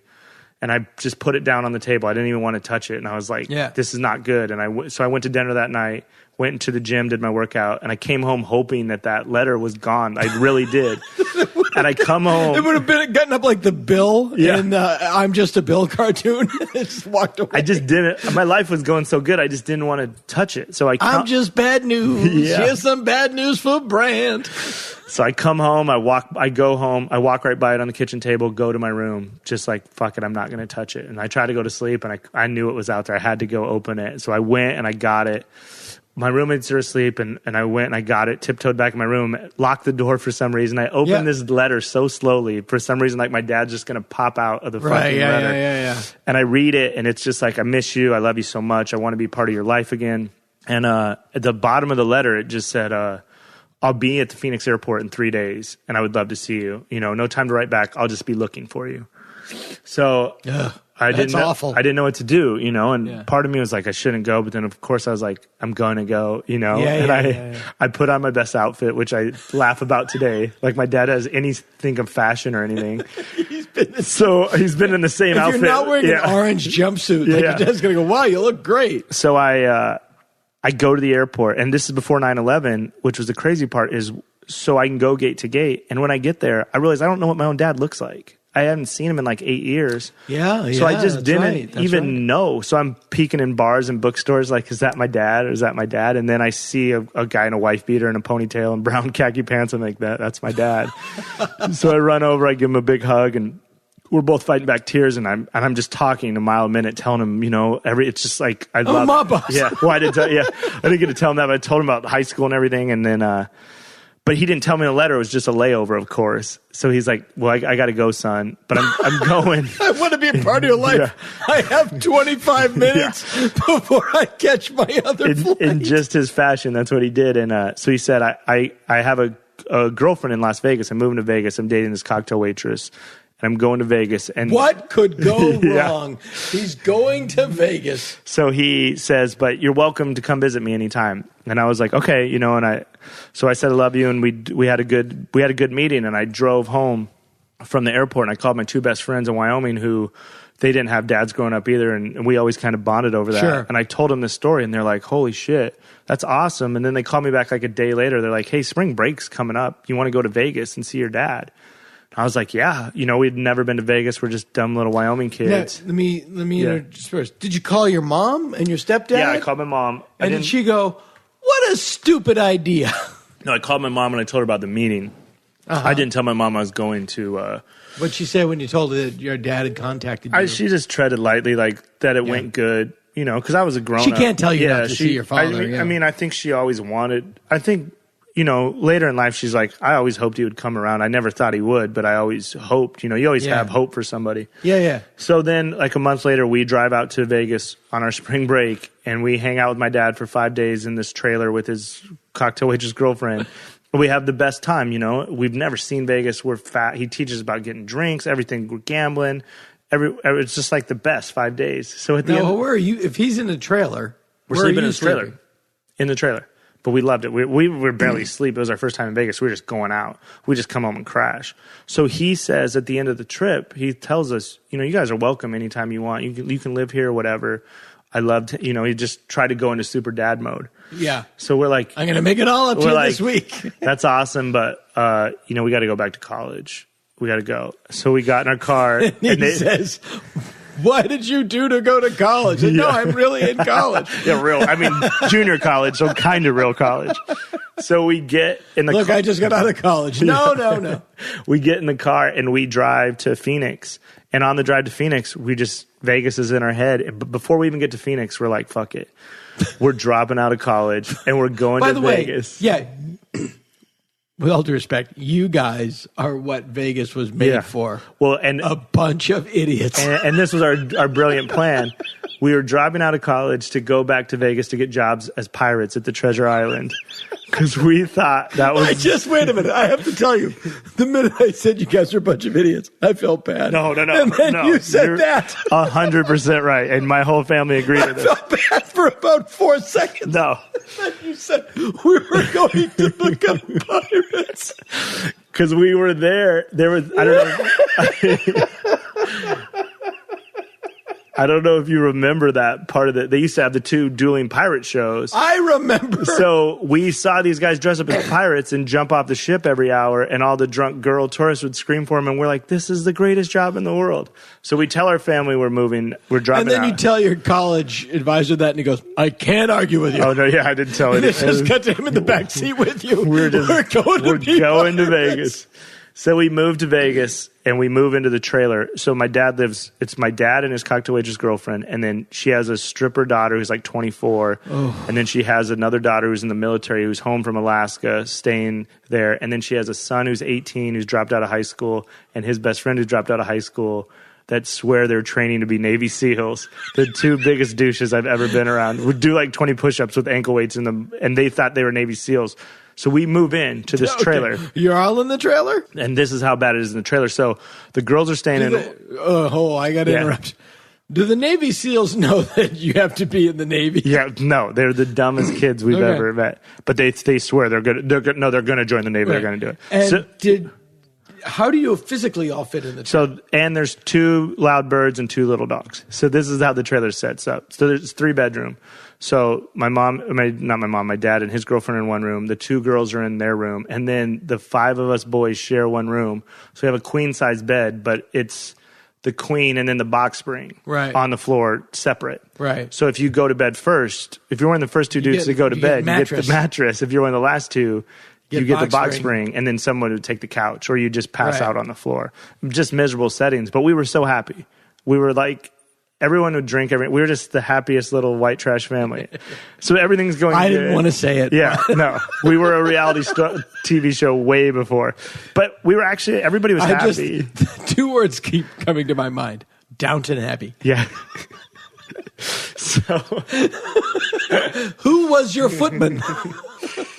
So so everything, we're having a good time. Everyone's having fun. And then eventually my friends like sober up and they're like, and their family putting a lot of pressure on them. And we run, no one has any money. Family's putting a lot of pressure their family's on like, the Navy SEALs? No, my 2 friends that move with me, their family's like, what are you doing? You can't live, Okay. So someone is from Earth. So they get their shit together and they move back to Wyoming to go back to school and have regular lives. But I'm loving it. And they're now both you said U.S. senators. Yeah, and now they're I wish for them, but they leave, and I'm having fun with my dad, and we're having a relationship. Everything's great. Yeah, so you're making up for lost time. I have to get a job, so I get a job in a casino. You're both out of college. Yeah, we're both out of college, and that's the 3rd time I dropped out of junior college. So I'm like, I'm done with college. So then I get a job in a casino at night. So my job is from 11 at night to 8 a.m. I have to pull the change out of the machines and count money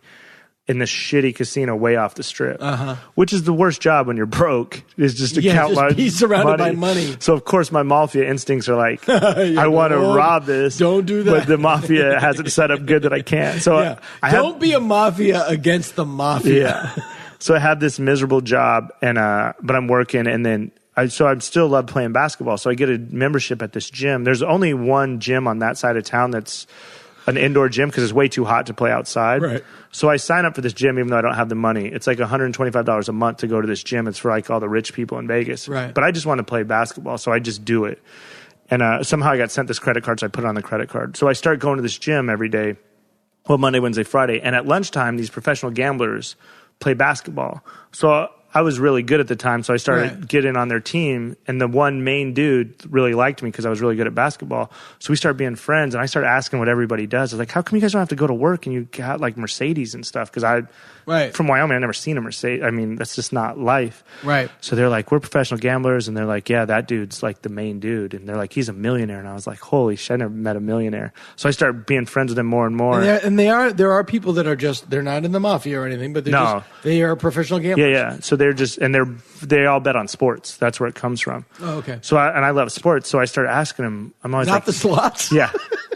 So I keep asking him like, hey, who should I bet on? And he'd always be like, kid, don't bet, save your money. You'll never win. Don't bet. He'd always tell me that. Yeah. And then we became friends. I kept riding him. And then I was like, come on, man, I think I told him one day, if we win this game, will you tell me who to play? And he was like, all right. And when I played so hard because I wanted to win, because in my head, this is like a gold mine. Right. Once again, I'm an idiot kid from Wyoming, and this is a millionaire that, so we win this game, and he pulls me in the secret hallway. Because in the gambling world, you don't want other people to know what you're doing. Sure. So I bite on that hard too. So we go in this secret hallway, and he goes, I'm going to tell you 4 games. These are our big bets that we're betting. Don't tell anyone in the gym that. Don't tell anyone. And I was like, okay, cool. So we end the gym, and I get home as fast as I can. I tell my dad, like, hey, of all the people, the millionaire guy gave me a secret games, and he's like, he's a dummy like me. He's like, we got to do it. So I go to my bank. I have like $850, pull it all out. The Wells Fargo's like, is there a problem, Mr. Tobler? I'm like, no, I'll be back with so much money out of my bank. Yeah, promise. Yeah, I'm awesome. Yeah, where am I going to put all this money? My dad gets $2,500 from his cocktail waitress girlfriend. So we get all our money. Please tell me she borrowed it from her stripper daughter. And no, she had it. She had her own money. So we get the money. We bet these games, of course, and you already know what happens. We lose all our fucking money. Every dollar of it, we lose. And so his girlfriend's furious at us, wants to kick us out of the trailer, but we have no money. We can't do anything. So then about a month later, I go to the gym, and the second I walk in, the guy that gave me the games, he sees me, and he comes over to me. And he goes, where you been? I was like, I couldn't come. He goes, please tell me you didn't bet those games. I was like, yeah. He goes, how bad? He goes, I said I lost all my money. And he just started laughing right in my face. He goes, I told you not to bet, kid. He goes, if it makes you feel any better, we lost like $800,000 that day. I was like, nope, not at all. You're a fucking millionaire. I lost all my money. He's like, you know what, kid, come to lunch with us today. So we go to lunch. So the gamblers would always go to lunch every day, but I was never invited. Yeah. And at this time, I wanted a free lunch, of course. So they're like, come to the lunch. So we go to this lunch, and everybody orders. And then at the end, he pulls out this big wad of money, and he pays for everybody's food. And then he tells me to sit at this back table with him at the back table. And then, so we're eating our lunch, and he's just asking me all these questions. And which now in hindsight I realized was a job interview. So he's asking me over and over all this stuff. Why did you come? Your dad, all this backstory. So then at the end, he's like, so what are you going to do, kid? I was like, you know what? I'm just going to save up $1,500. When I get to $1,500 and move back to Wyoming, be with my girlfriend, get a job or whatever. And he's like, you know what, man? You work for me now. And I'm like, what? He goes, trust me, you work for me. It's coming. Here it comes. It's intermission time. Time to visit our concession stand. Casper is an online retailer of premium mattresses for a fraction of the average price. Casper is revolutionizing the mattress industry by cutting the cost of dealing with resellers and showrooms and passing that savings directly to the consumer. Designed, developed, and assembled in the USA, Casper is an obsessively engineered mattress at a shockingly fair price. With over 20,000 reviews and an average of 4.8 stars, it's quickly becoming the internet's favorite mattress. It combines memory foams to create an award-winning sleep surface with just the right sink and just the right bounce. And all Casper mattresses are made in America. An award-winning mattress that won't disappoint. Try Casper for 100 nights, risk-free in your own home. If you don't love it, they'll pick it up and refund you everything. Free shipping and returns to the U.S. and Canada. Get $50 towards any mattress purchase by visiting Casper.com/Dana and using the promo code Dana.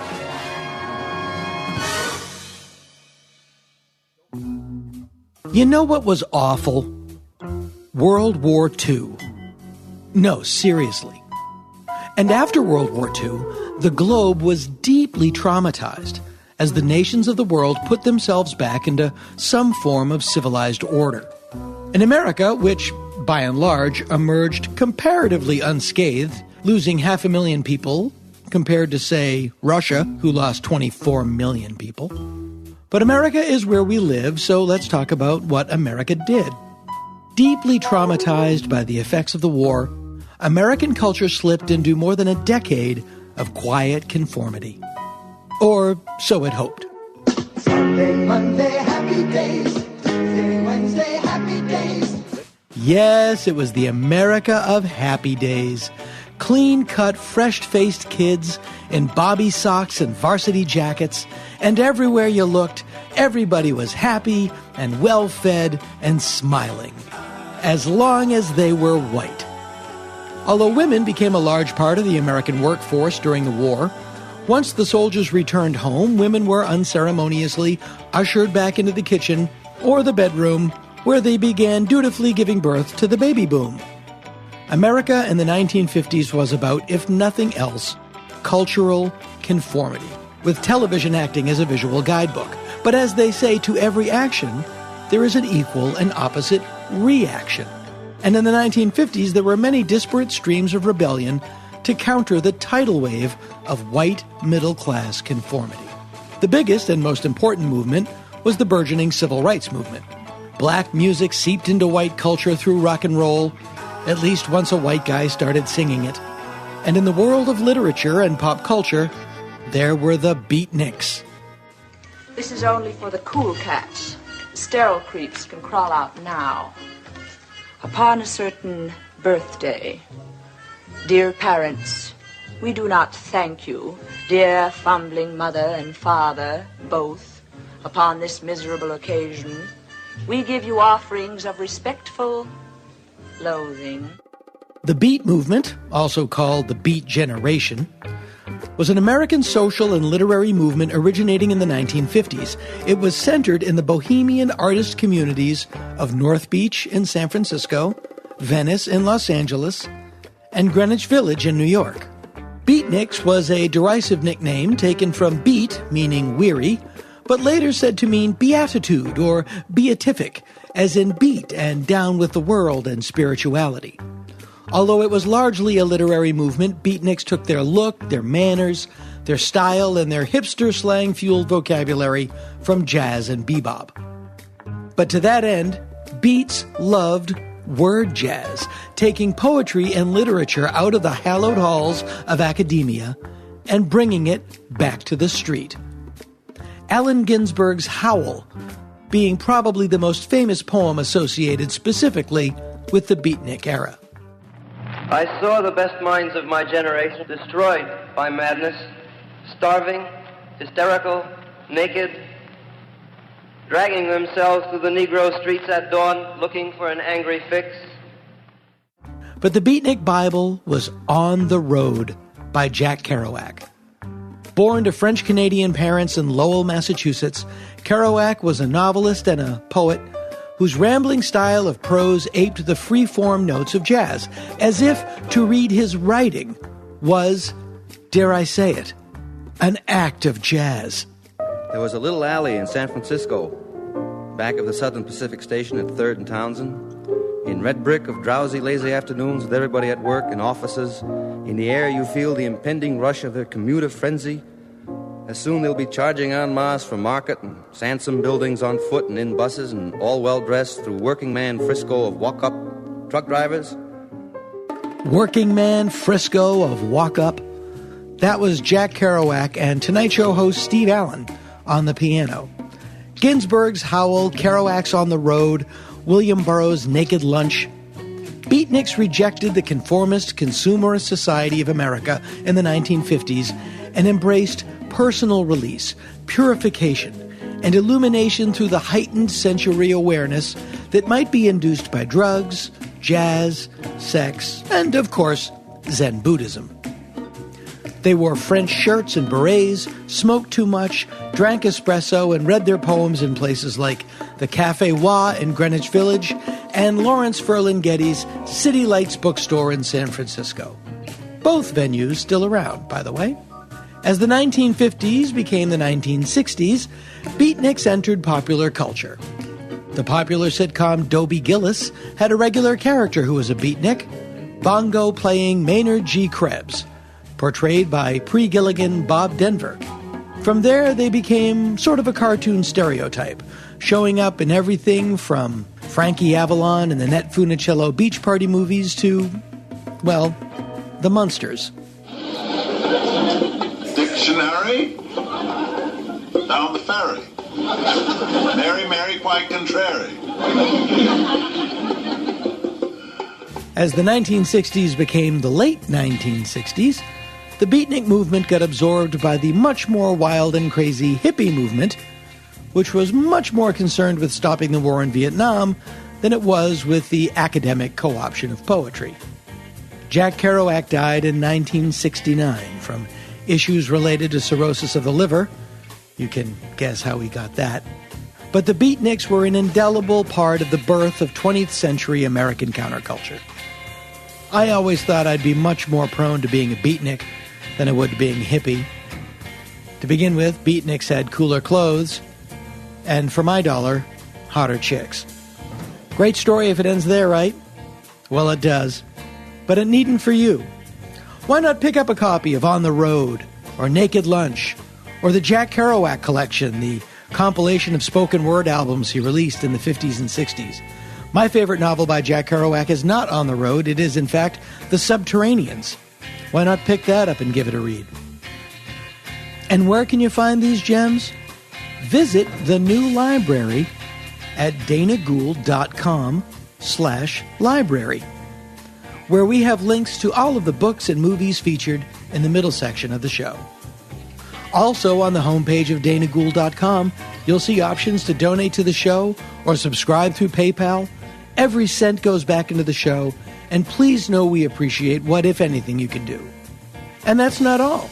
You can visit our store at comedyfilmnerds.com for Bevilacqua heating and air conditioning t-shirts, Dana Gould Hour t-shirts, signed vinyl copies of Funhouse, Let Me Put My Thoughts in You, and I Know It's Wrong, signed CDs, signed DVDs, and now signed butternut squash.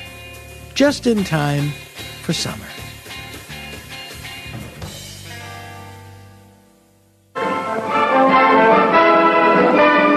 Make sure you get yours and enjoy it now.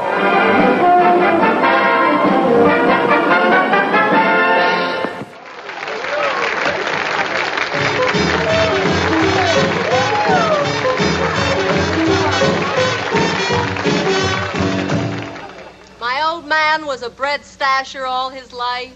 He never got fat. He wound up with a used car, a 17-inch screen, and arthritis. Tamara is a drag, man. Tamara is a king-sized bust.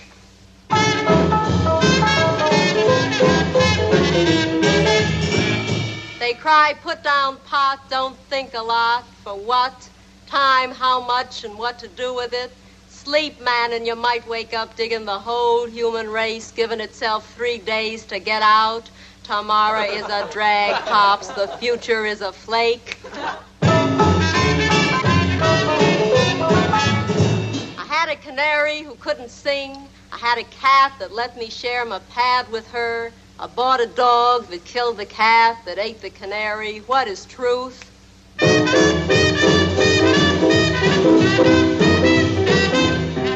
I had an uncle with an Ivy League heart. He had life with a belt in the back. He had a button-down brain, wind up, a belt in the mouth, and a button-down lip.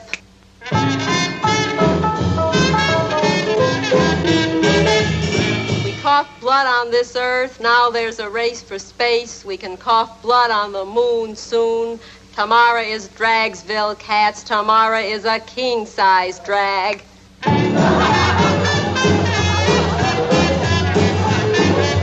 Tula fast shorts, swing with a gassy chick, turn on to 1,000 joys, Smile on what happened or check what's going to happen. You'll miss what's happening. Turn your eyes inside and dig the vacuum. Tamara Drag.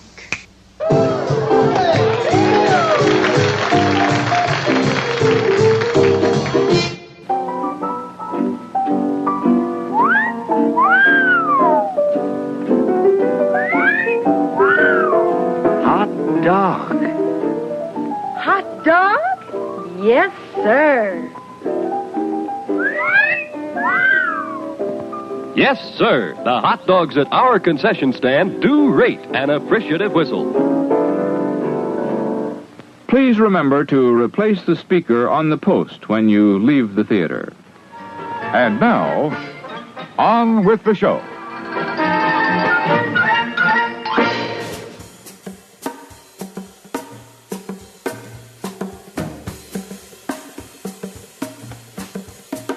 There was a woman, evidently, who was in love with a friend of mine, and this friend of mine was a very intense guy, one of the smartest guys I've ever known, like the guy who can talk about both sides of any political issue with right. incredible investment and knowledge. And this woman, I think it was an open mic, and she got up on stage with a blow-up of this guy's high school photo. No one knows how she got it. And she put it on a chair, and she started saying, well, you've ignored me long enough, and let me tell you why we belong together. From the back of the room, my friend's like, get off the stage! I've warned you to leave me alone! And everyone in the bar is like, this is great. And I did not know about this situation, that this woman had been stalking him for months and was seriously imbalanced and just thought they were like soulmates.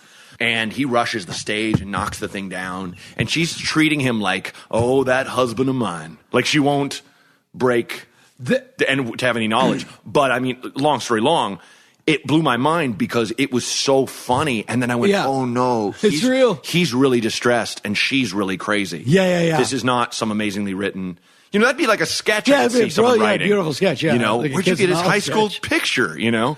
There's a woman in New York who's an agent, who's a voiceover agent, pretty well regarded. Uh-huh. There's only one problem. She thinks she was married to Elvis Costello. Oh. And I know somebody was telling me, and I'd heard about this woman. Yeah. And then, not knowing that I know who this person is, a friend of mine was talking about, I had this meeting with this agent once, and I was getting divorced, and I was talking about my divorce, and then she was talking about her divorce. And this was somebody that was at it, like, I might sign with this agent. Yeah. Pretty well-known voice talent. Sure. And, well, it's where my husband, my ex-husband's Elvis Costello. So there's like song royalty money's involved in the thing. And, the divorce is a nightmare because it's all these interlocking threads of income. And really, clearly, she knew, it's just like the revenue streams are so diverse and, and like, oh, yeah. And then the voice talent that was having this meeting later called the person that referred her and said, I just met her. She's amazing. And I had no idea she was married to Elvis Costello. That's crazy. And he goes, oh, yeah, about that. She's not. That's the worst. When you have someone that like, you're just, everything seems above board. They seem so great. They drowned a family? Like there's one thing. Everybody has that fatal flaw. Everybody has that fatal flaw. Yeah. Eric Price, who I was on the last season of Mad TV with, very funny comic actor. He grew up in Wisconsin, and him and his friends in high school would go to the same coffee shop, and there was a handyman guy that would come by and get coffee, and his name was Jeff. And kind of weird, but, Jeff would occasionally seem to have an interest in one of the dudes, but never acted on it. They were high school kids, and his last name was Dahmer. Oh, no. He's like, when he told that story when we were just having beers after, like, a taping or something like that, he was just like, I just knew him as Jeff. And I was like hairs on my neck around end, like, oh, my God, man. I see Robert Blake at the Whole Foods all the time. Man. All the time. Wow. And it's like... Dressed as his character from Mulholland Drive. The whole white makeup. What are you doing? Is it Lost Highway or Mulholland Drive? Lost Highway. I'm sorry. Yeah, Lost Highway. But here's the weird thing.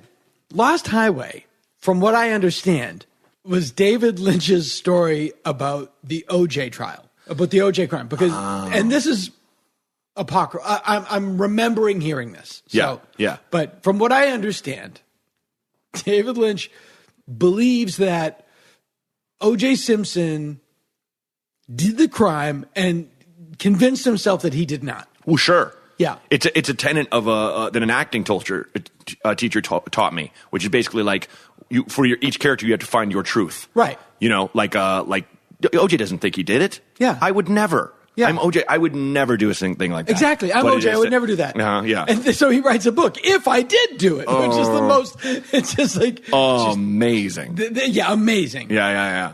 And if you haven't read that book and you have even a passing interest in it, it's amazing. And you can get the PDFs are all over the place. Mm-hmm. But because he was going to publish it, and his lawyer went, "What the fuck are you doing?" Wow. And they pulled it like 2 days before it was supposed to go on the shelves. You can't write this. That's insane. It's a confession. That's insane. So, and no innocent man would write that. No. No innocent man would write that book. But in Lost Highway, so David Lynch writes this, gets this idea about a guy, Bill Pullman, who kills his wife and is so convinced that he didn't do it that he actually becomes a different person. He becomes Balthazar Getty. Right. And the agent of change in that story is Robert Blake. Yes. Who later supposedly killed his own wife. Mm-hmm. And again, the hiding in plain sight.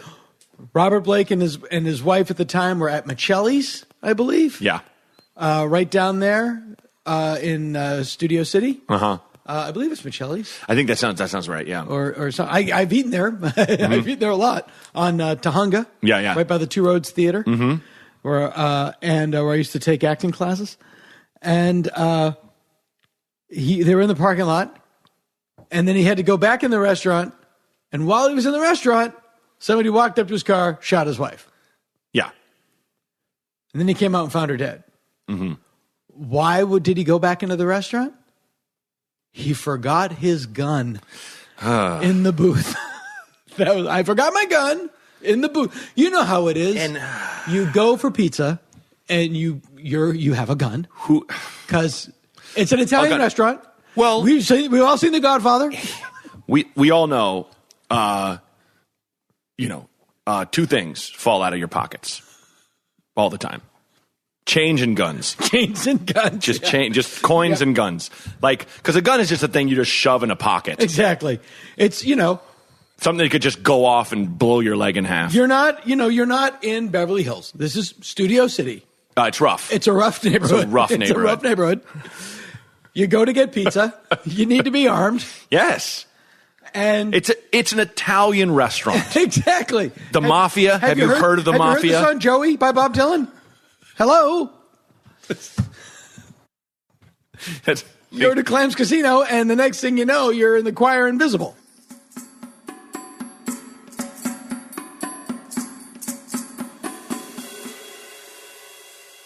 He goes, you want this job? He goes, I tell you what, if you get to $1,500 and you want to leave, you can leave at any time, but you want this job. And I'm like, okay.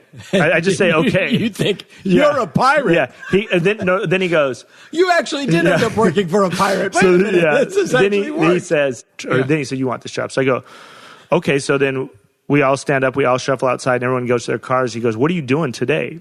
I go, I got nothing. He goes, just go with Tony.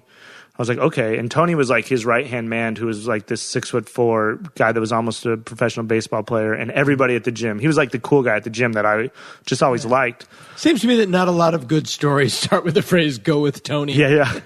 So I was like, okay. So I get in this, and Tony's got a new BMW. I was like, this is so cool. I never rode in a BMW. So I get in this car, and so we got about a 20-minute drive to the Strip. So he's explaining my job to me.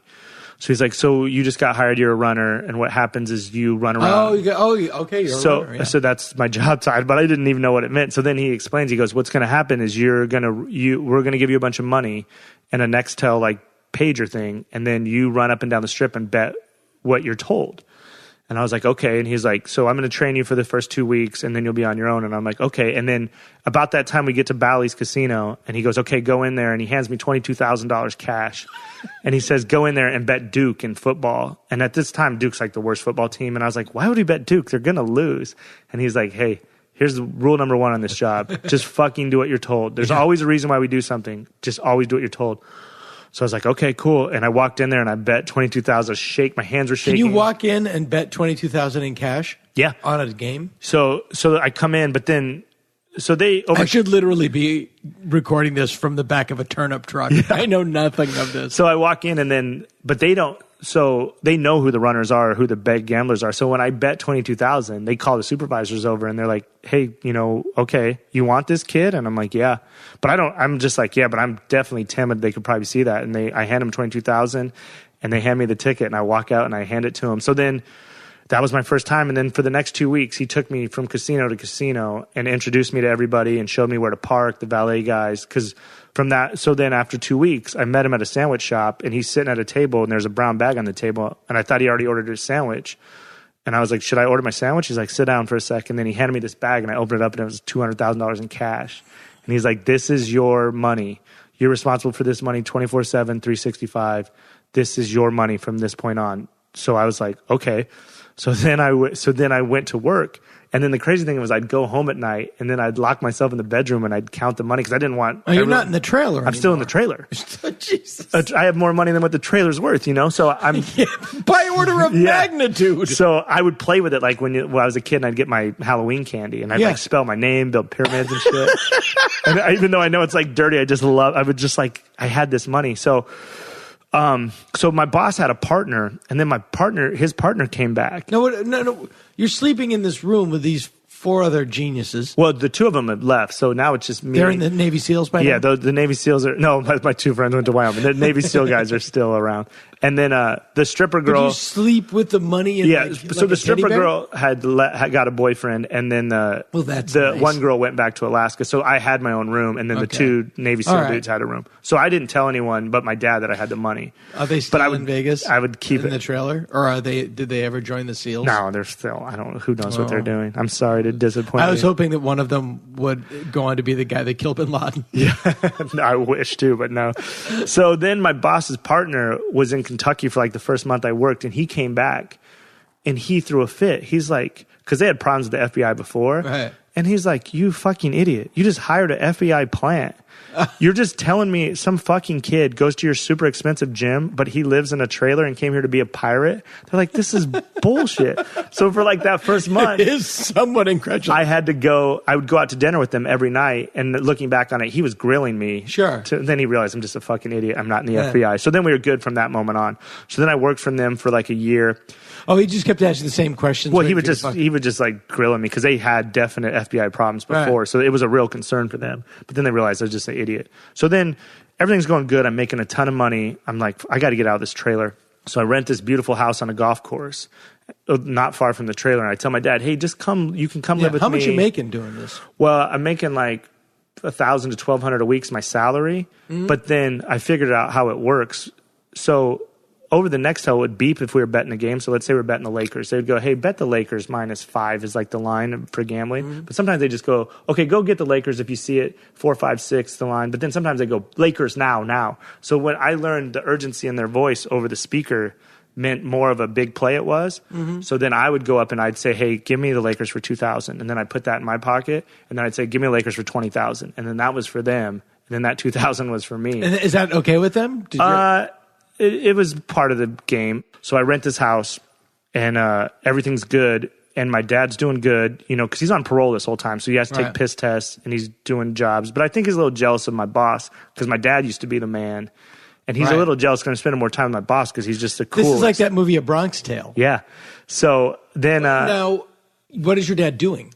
Just cleaning carpets because that's all he can do. He can't get a job. Or he can't because he's like convicted felon. Right. But he's always telling us, when I get off parole, I'm going to do this and that. And he's just like, I feel like a trapped man on parole. He must have told us a million times, like, I just want to get off parole so bad. So my little brother's like a little stoner dude that just follows the Grateful Dead and just moved to Portland and was running a Subway at the time, had a girlfriend, was living this good life for him, very happy. And I convinced him, hey, come to Vegas and live with me and Dad. You know, we can be a family finally. And, you know, after a little convincing, he's like, okay. And I got him a job in the stuffed animal store in Caesar's Palace. And he just loved, he could go to concerts. And he just... Like a Build-A-Bear? Yeah, like a lot like that. So he's happy. Everything's good. And at nights, me and my dad and brother would just sit on the back porch and he would tell us about like prison rides and we'd tell him about our each other's lives and caught up and we were like bonding. So everything's going good. And then so one crazy story that'll come full circle is one night my dad was like, when was the time you needed me most? He asked me that. And I go, you know what? When I was like 19, I got an STD and I didn't know what to do. And I would, back then they said if you went to the doctor, they put like a whole Q-tip down your dick, then like your little dick hole. And I was scared to death of that. And during the summer, I was a babysit this kid, and then his older sister got her wisdom teeth out. So my friends told me, just take some of her penicillin, it'll clear up your dick. So I took these 3 penicillin pills, cleared up my dick, everything. I tell my dad this story thinking he'd start laughing. He turns like bright white like a ghost, and I'm like, what's up, Dad? He goes, son, when you were like 4 years old, I got prescribed penicillin and I took it and I'm deathly allergic to it. I almost died. And he's like, if you were allergic to it like me, you would have died. And I was like, well, I didn't, you know, my dick cleared up, blah, blah, blah. So he tells me that story and I always had that in the back of my head. And so then everything's going good. My brother, we're a happy little family. My dad finally gets off parole. The day comes he's been waiting for years. He gets off parole. My family's over. I'm making a ton of money. I have a big, you know, food, drinks. I have all our friends and family over. We have this big party. My dad's super emotional. He's so happy. At the end of the night, it's me and my dad and my brother in the kitchen, just wasted and just so happy. And we're like, we're so proud of you. We love you. And we went to sleep that night. And then that's the last good memory I have of my dad. That's it. He's been off parole for a total of... He immediately, pretty much the next day, gets on... Less than 24 hours. Less than 20, probably maybe 24 to 36 hours. Gets off, immediately gets on drugs, starts... Now I'm at this time like 23, 24. My brother's 22, 21. He starts bringing over these little gangster kids, like little white dudes that want to be black, like 20-year-olds, just like the worst dudes in the world that are the same age as his sons. And he's like 48 probably. He's hanging out with them. Hanging out with them. And he's like locking his door and doing shit. So I'm like the parent and he's like the kid. Yeah, wow, yeah. And it's this weird thing. So then my friends come out for my birthday. And they come. And you're like the responsible adult. Like you have a job. I'm paying for everything. Money. I'm doing it. It's my house, everything. I give him the master bedroom out of respect because he's my dad, but he's locking the doors and all that shit. So then my friends come for my birthday, and we have a party, and then someone steals my friend's wallet, and I have a feeling it's my dad, and I bust into his room, and I find my friend's wallet under my dad's sink. So I have to go down and pay and say, hey man, I'm sorry, my dad stole your wallet. One of the worst things in the world. So then we have a big birthday party, and my dad just blows me off on my birthday. Like I cross passes with him in the house like 3 times. Doesn't say happy birthday, I love you or anything, and it fucking really upset me. Yeah. So we went out that night. He's high, and I knew he knew it was my birthday. He's high or trying to get high. And then we go out that night, and I come home and him and his shitty little friends had ate the rest of my birthday cake, and still didn't tell me happy birthday. No, it's okay, it's all right. So then at this point, it didn't even give you the happy birthday. Wow. So at this point, I'm like... Insult to injury. Yeah. At this point, I'm like, it's going bad. And I'm starting to talk to my boss about... I was like, I should just break my lease, maybe just fuck it. I got to get out of this. I knew something bad was going to happen. So on Saturdays, I'd have to do the college football. So I'd get to the strip at 8 in the morning and run up and down the strip till 8 at night. Just exhausting. And that's a stressful job. Yeah, well, I got to beat the other runners. So it's like me against them, and the better I do, the more money I make. So it's really competitive, and I just work my ass off because I idol my boss, and I want him to be happy. And so I work my ass off, and then I have to do the same thing on Sundays for pro football. Right. So I come home, it's like 9:30. I'm like, I see my dad, and he's, his eyes are big, but I'm like, hey, Dad, I'm going to go to work tomorrow. If you want to come down, I can comp you a booth full of, VIP booth, because I bet so much money I can get everything for free on the strip. Like, come down, booze, food for free. If you want to just come down and hang out. He's like, okay, son, yeah, I'll probably come down. I knew he was bullshitting. So I was like, I got to go to bed because I had to wake up early. So I went to bed. I fall asleep at like 10:15. At like 12:30, my little brother busts in the room and he's all shook up. He's like, Brant, someone stole my money. So I hop out of bed and I run downstairs to find my dad to be like, one of your little shitty friends stole Ryan's money, you know, and my little brother had saved up $350 to fly to Portland to see his girlfriend graduate college. So when I get downstairs, my dad's nowhere to be found. And my dad had this shitty Camaro that he thought was the coolest car ever. And it always had to be parked in the garage. No matter, like even if he was just parking for 20 minutes, he always had to have it in the garage. Of course he has a Camaro. I go through the kitchen and I go into the garage to see if his car's there. And when I go look and his car's gone, and then it hits me like, oh shit, I have all my money upstairs. And I run upstairs and my dad stole fucking $80,000 cash from me.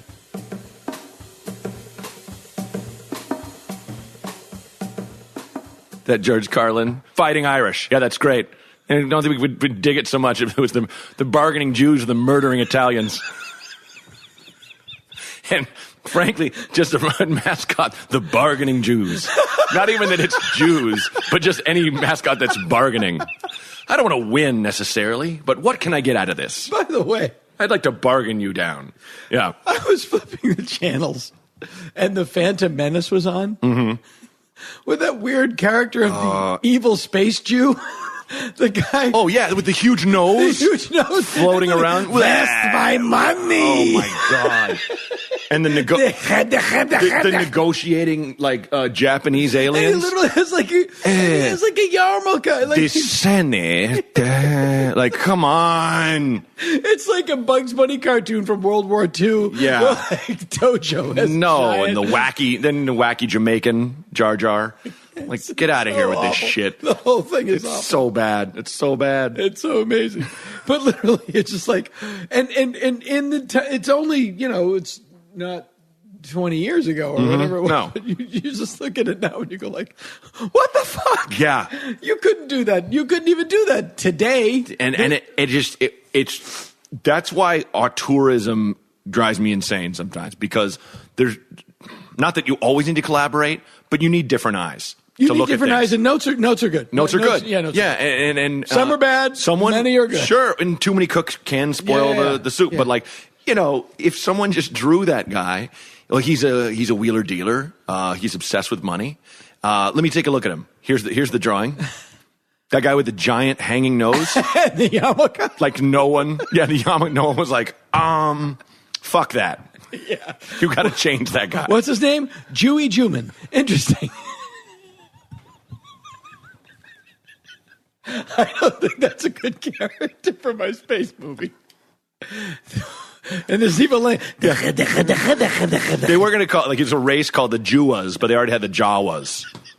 So they couldn't. It was just too close. The Hebes. And but just of course, you know, like a white goy living in Marin County, no clue of different culture and the other cultural sensitivities. And the planet at the end of that movie is Marin. It's, you know, the terrible on these just beautiful roll. It looks like they've attacked Novato. Yeah. It's like just these beautiful green hills. It's fucking Marin. Yeah. I'm going to create an entire universe, and then it takes place where I can throw this tennis ball. Yeah. That is one of the, and you know, people talk about like the auteurism theory. You know, the Sistine Chapel, he got notes on that. Yeah. That was a job for hire. Mm-hmm. That was a job for hire. Yeah. That was a gig he took. Mm-hmm. Yeah. I think like, you know, how Jim Thompson wrote all his novels and then just had them in the house and they never got published, and his wife found them all and they all got published. But it's like, I just think he knew, if like, hey, you want to read this? Jesus, Jim. There's no book he wrote that isn't deeply disturbing. Yeah. So disturbing. My favorite quote in The Killer Inside Me. Yeah, one of the scariest books I've ever read in my life. when he talks about hitting the woman. Is that Killer Inside Me, or is that Pop 1280? 1280. I think it's The Killer Inside Me, where he hits a woman and he goes, she folded in half as if on a hinge. On a hinge. And made it sound like she was laughing until she died. And then the sickness had won again. Yep. Okay, Jim. Okay, buddy. Yeah. And the horrifying thing about that book is that you're inside this killer. Yeah. You're looking through his eyes while he's, you know, and doing you realize his thing. why it's justified often. Sure. That's yeah. the best thing about that Sometimes book. there's it's the rule of self. two stand-up comedians that are just deeply sociopathic. It's funny. There, I used to have a. We go full Rogan. Right. I used to have. He's a nice guy. Yeah. But it's. I feel like he's a nice guy, but there are people that like follow him. Yeah. That are you're just like, oh, you need therapy. Yeah, no, man. I get that. Like Adam know? Carolla, I have a lot of Sure. followers that are Adam Carolla fans, and like, it's like, no, he's conservative. You're insane. You hate women. Yeah, you have a problem. Yeah. Yeah. I've got a friend that was like, I kind of had to. One of the only times I've had to be like, we're not friends anymore, Yeah. which is almost harder than breaking off a real relationship. Oh, yeah, you know? yeah. Because I found out he was being really creepy to some female friends of mine, but he's also this guy who was always just like a cheater. You know, would go and would just do credit card fraud. That guy. He'd stolen. Sociopath. Well, he'd stolen the identities of like two of his ex-girlfriends, and the guy that used to live in this house. This house went up for sale. He lost it to a bail bondsman, or the bank. And then the bank sold it, and a realtor bought it and flipped it, and I bought it and had to. I hate the culture of flipping houses. No, I do too. It's just you all you want is a quick buck, and you're cheating, ruining the economy. You know what I mean? Like it's so. Yeah, anyway. and you're the best thing about this house was in the garage. They had the water outlet, the water appliances to hook up the washer dryer. Yeah. Not attached to anything. It's just sticking out of the wall. Nothing in the back. Amazing. Yeah. It's like, great. Sure. And the inspector caught it. It's like, this is just nothing. Yeah. It's like, okay. And then occasionally, one day I was here, and I've had people like knock on the door at like 5 a.m. Yeah, Robert here? Yeah. Guys scratching. Yeah, Robert here? Oh, God. Yeah. No, he's been gone for 3 years. And one day, my daughter goes, Dad, there's a weird guy at the door. And I go to the door, and there's this guy like tattoos on his neck. Whoa. And I'm like, yeah? And he goes, is Robert here? I know Robert's been gone for like 3 years. And he just goes, for real? Nah, he's in. Come on in. I got it. Yeah, no, these kids are props. He's here. These kids are props. I don't know how to make jokes. Yeah. So yeah. I was trying to make it. And I didn't know what to say because clearly this guy. I just went, yes, for real. Mm-hmm. For real, sir. Yeah, for real. Because you can't be an asshole to these people. No, because they're psychopaths. Yeah, they're terrifying. Yeah, have a lovely day. Mm-hmm. Would you like some cobbler? Yeah, I don't have cocaine, but I did make a cobbler. Well, and it's like. And so what I found out was I kind of wonder, not wonder, I don't wonder how this guy lost this house. I see how he got arrested. I'll just come to my house. Yeah, no, I just keep all the cocaine here. Yeah. Just come by. He apparently tried to steal power from the city, like tried to tap onto the power line. Oh, God. Just like so he wouldn't have to pay $23 a month for electricity. Jesus. And every neighbor I have has at one point come by and thanked me for living here. Wow. Because they go, it's so nice to not come around the corner and see people in handcuffs sitting in the driveway. Whoa. Yeah, like it's just a travesty. That's amazing. Yeah. That is, I mean, that's, to me, that's kind of criminal with a house rule number one. Like never have it anywhere around you. Yeah. Never have, yeah. That's why the gentleman who used to live here is now, as they say, a guest of the state. Right. Yeah. Yeah. Yeah, and there are people that are just like completely sociopathic that have no barometer. Yeah. No moral compass whatsoever. Sure. It's like, and it's weird when you kind of get in an argument with that person and they're just like, oh, well, you're so noble, and it's just like, no, I have so many failings. Yeah. I do have something of a conscience, but it's like, no, I'm not. You understand? Like you're throwing it back here. Yeah, I don't. That's a weird thing. Like at the time of this recording, we've just gone through the healthcare issue with the House, and Jimmy Kimmel a couple weeks ago, did that speech about like the elitist creep. The elitist creep. Yeah, it's like if your child has a health problem, Oh. They should be able to have it fixed. And people, fuck you. Yeah. It's like, why don't you stay out of it? That's the thing. It's like he's a citizen dealing with this problem. What world? That's when I just go, I don't know what world I live in anymore. Yeah, I have a friend who lives in England and has a young, very, very young child who has been in the hospital for a year and has just come out. Oh. But he's like, you know, he said, like, I can't move back. He's an American citizen, and he's working in England. He's like, I can't come back with the medical situation my child has because it would not be taken care of where it is in England. Right. It's just, I don't. And the thing about the Kimmel thing, I don't get the creep thing. What's the creep? You're a creep if you want your kid to have good health care? You weirdo. That's a weird fetish. It's insane.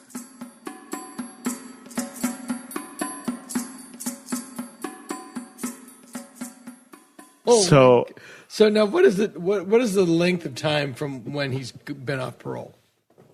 2 weeks, maybe. 2 weeks. So maybe 2 weeks. He's been on parole for a year?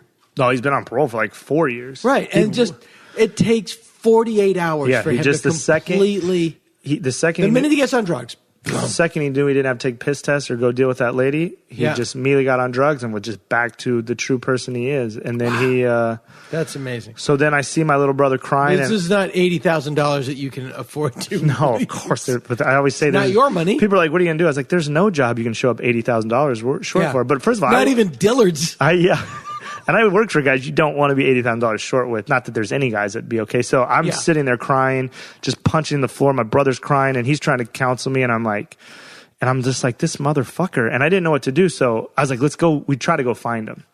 So we get in our car, and we're like, let's try to find him, you know. And so we drive all over. We can't find him. So I have to call my boss in the morning. And tell him I'm sick. So I'm trying to buy time thinking I can get the money back. And he doesn't want to hear that you're sick. Yeah, so he wants me to work. But I knew at that time they start to get busy. So I said, hey, man, I know I'm supposed to be down the strip. I'd been throwing up all morning. So I was calculated the time I called. He's like, okay, whatever. If you feel better in the afternoon, we need you to get down there. Got to go. Click. Right. So then we went back out. We rested for a little bit, went back out to try to find my dad. Couldn't find him.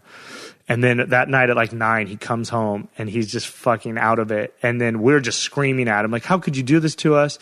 And he's just taking notice. He's like, you probably lost it and just talking shit to us. And we're just getting more mad. And I'm like, he's in a fur coat. Yeah. Like has a diamond necklace. I'm like, he's in a crown. Yeah. Like, what are you guys talking about? He comes in with a king. He comes with the car from that guy that used to be the margarine guy. Yeah. So he's like, and I'm like, I hate you so much. And we're just saying mean things to him. He's saying the worst things back to us. Like, he tells my brother, like, I don't even know if you're my son. Your mom was a fucking whore cunt and all this. And my little brother's getting more sad. And I'm like, fuck this. We're out of here. So we stomp out and I get in my car and I'm like, that's it. I'm going to fucking kill my dad. I'm going to kill my dad in that moment. I was like, I drove away from the house and I was like, I'm going to kill him. And all I could think in my head was that penicillin thing. I was like, I got to get this some penicillin. That's right. He's allergic to it was penicillin. It was like the game Clue. Like, I knew the murder weapon. I just didn't know what room and who was going to do it. So I call my cousin who lives in Phoenix, who's like a real gang member. And like our family's badge of honor was he's the youngest guy to ever go to the Wyoming penitentiary.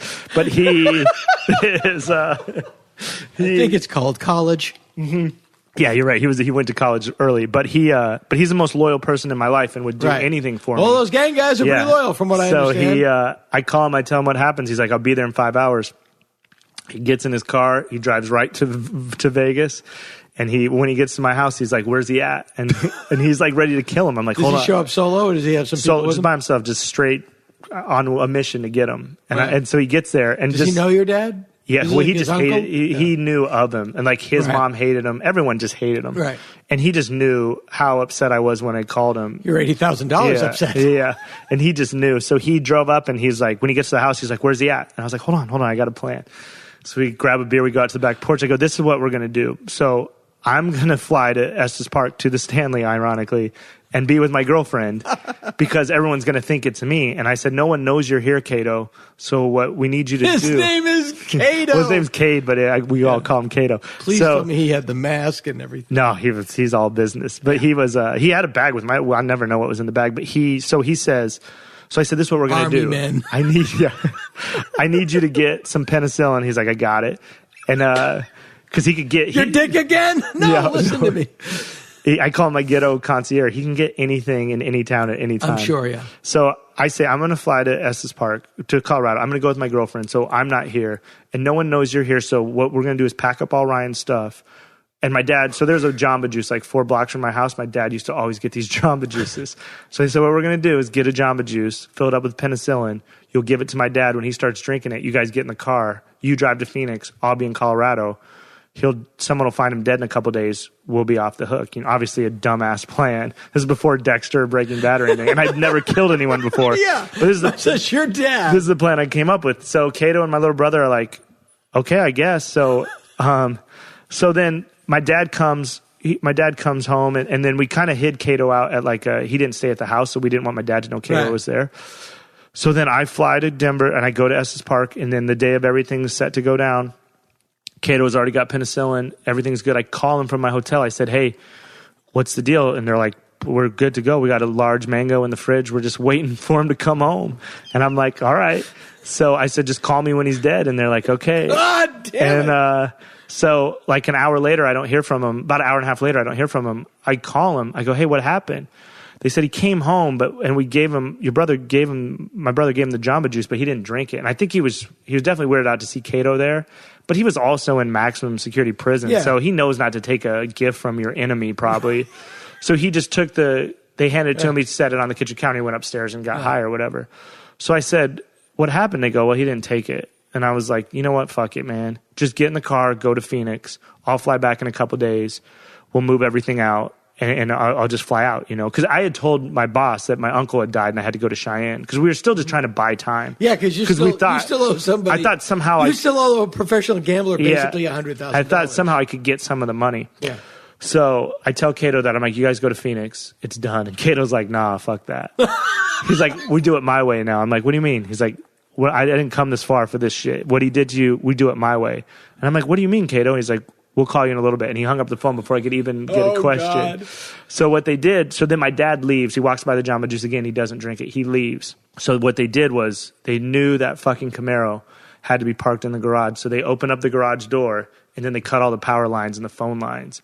And they just wait in the dark corner of the garage, wait for my dad to come home. Like an hour later, my dad comes home, pulls in, parks his Camaro in the garage. He's hitting the garage door opener to get the door to protect his precious Camaro. It won't shut. So, my cousin told me he was so frustrated in the car because he didn't know why it wouldn't shut. So eventually he gets out of the car, walks over, manually closes the garage door, locks it. Then when he turns around to walk back into the house, my cousin and brother jump out with golf clubs. They try to kill him with golf clubs in the garage.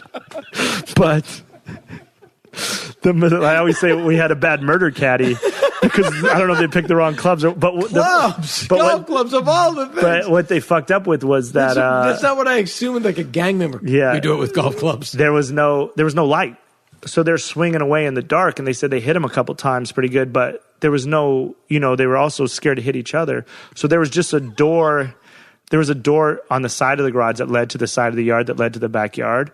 And on that door, there was a little doggy door on the bottom. So that was the only light that was shining through. So my dad saw that light and just survival, put his shoulder down and just crashed through that door, fell into the side yard, ran to the backyard, jumped over the wall, and escaped onto the golf course. And then I never saw him again from that day. Oh, my Christ. He was gone. And so in the book, growing up, my dad always said, my dad over and over, blood is thicker than water, son. Blood is thicker than water. And I hate that saying because it's whenever he fucked up, instead of saying, I'm sorry, what he pretty much said is, hey, we have the same blood type. You have to put up with my bullshit. Yeah. It's very self-serving. In the one-man show, I say, and then 3 days later, I came back and I was standing there in the garage with a hose trying to clean up the floor. And I realized my dad was always right, that his blood is a lot thicker than water.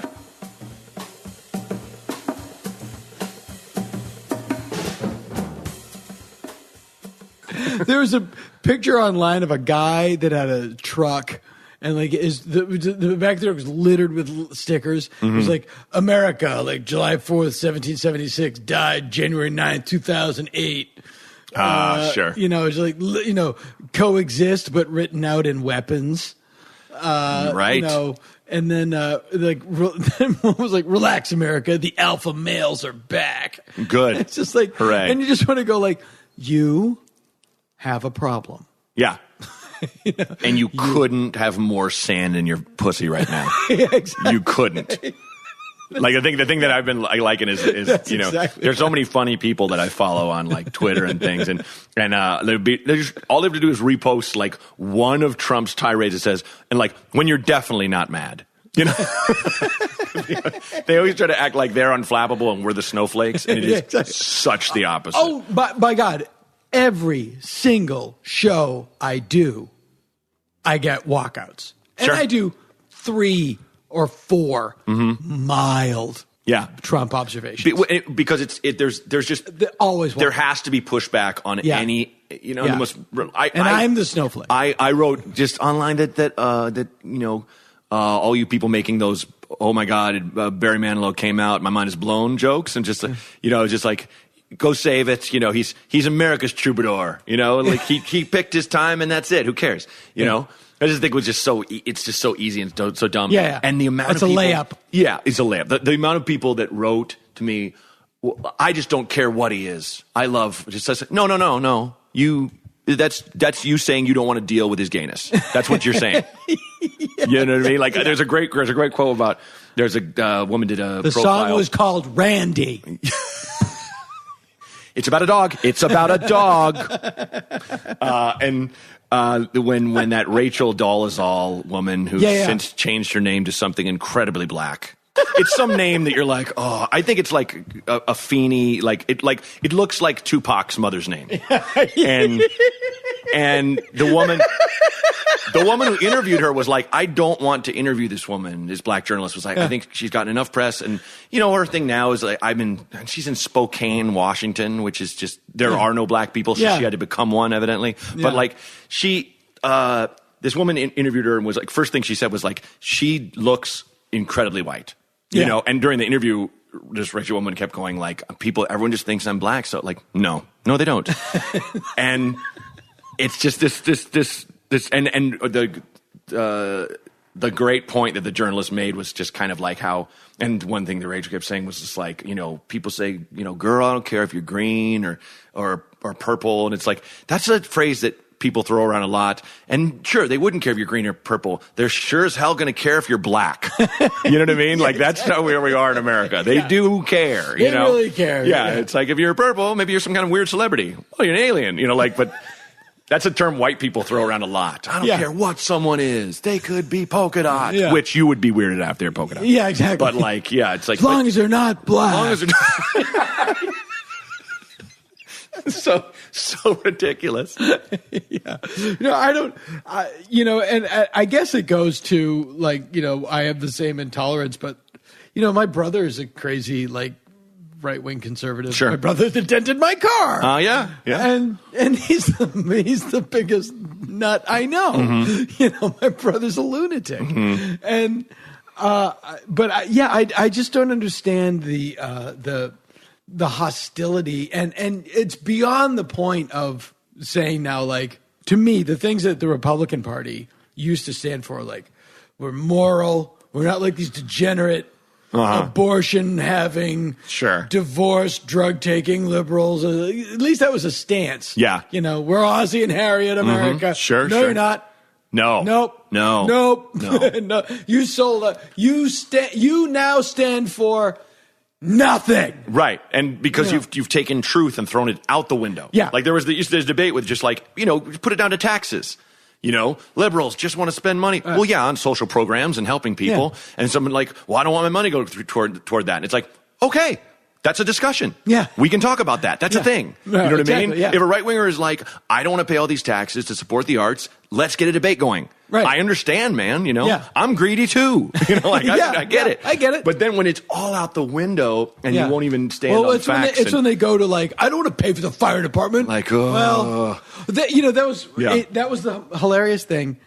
But on the other hand, it's just a annoying back and forth. Yeah. Like it's just for every action, there's an equal and opposite reaction. Yes. It just takes longer than you want it to. Yeah. And to that point, no side is going to win. Right. Yeah. You know, there's going to be give and take. There'll be It's little victories along the way, and like both sides. You know, now, you know, the Republicans are on the defensive, and over time, over a cycle or two, the Democrats will be in charge of everything. Sure. It's just going to go back, and they'll undo everything. With the climate, you know, it's possible that we're playing. I heard you talking about with Pepitone about that on that last one. It's horrifying right now. Yeah, we might have a 100-year window to fuck around. God, yeah. But it's the abortion thing. The abortion thing. Yeah. Let's start right there. No, if you get a chance, there's a play called Roe that I saw at the Ashland Shakespeare Festival. That if it doesn't go to Broadway, there's something wrong with the world. It's incredible because it's hilarious. Like it's not only about that case, that landmark case. You learn a lot, but it's also incredibly funny, like throughout it. And they use actual recordings of the case. So. Roe with her lawyer, the actresses will talk, and then the playback will be the actual Supreme Court judges from the actual thing. Okay. So, and the thing and the only thing I'll say with this that just killed me, that was unintentionally hilarious, was the guys who were, versus Roe, versus a woman's right to choose. The guy was so confident that his case was going to crush that he led with a joke. In the beginning, he's like, well, I was always told you go up against two attractive ladies, you're going to lose. You're going to, if it may please the court, you're all right. He thought he'd get a laugh. And these two women fighting for their rights. Let me tell you, pretty ladies, I'm intimidated.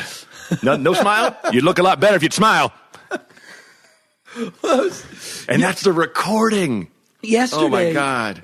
Yesterday, what was her name? The attorney general that Trump fired was testified before the Senate. Oh, Yates. Yates, and last night on Chris the Matthews. Brutal spanking of little bitch baby Cruz. Oh, that was fantastic. That was fantastic. Sorry, it was go on. It was like watching Miss Jane Hathaway pimp slap Grandpa Munster. Yeah. What was amazing is on Chris Matthews, he goes, she was certainly very attractive. Give me your testimony. Certainly very attractive. Oh. Chris Matthews is your drunk friend from high school at a pool party and you're adults. Yeah. And you keep just saying he's harmless to everyone. Oh, he's harmless. Yeah. He's like your racist uncle that doesn't think he's racist because he loved Wilt Chamberlain. Right. Great player. Best player that ever played the game. You can't say I have any problem with his people. Yeah, exactly. James Brown, amazing dancer. Yeah. Come on, how can I have hate in my heart when I watch Flip Wilson? A lot of them are violent. A lot of them, they will chase white women in the street. Not James Brown. Not James Brown. Stuck to his own, a man of class. Stuck to it. Jesus. Stuck to Uncle his Chris, just be quiet. I know. Out there, predators. It's in the genes. My father frequently, whenever he would see a mixed race couple, they'll fuck a refrigerator if it's white. Wow. My dad. Oh my God. Yeah. And you know what? My He's right. Hell, I will. I love a big boxy fridge. Oh, jeez. Come on. Big boxy fridge. That rubber sealant when you shut the door on your dick. I like big fridges and I cannot lie.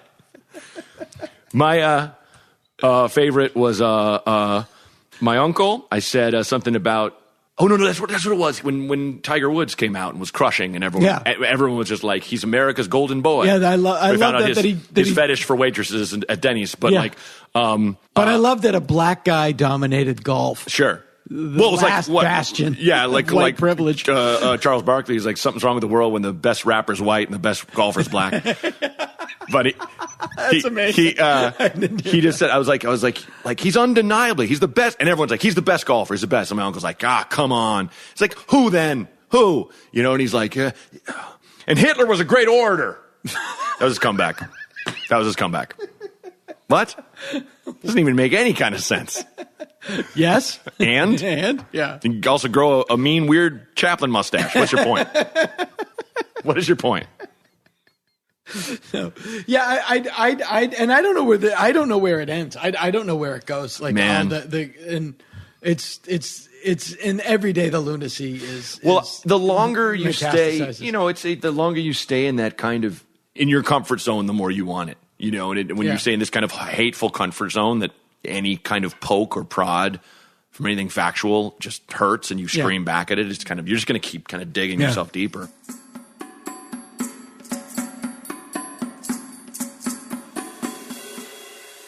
So he disappears, and he left his Camaro.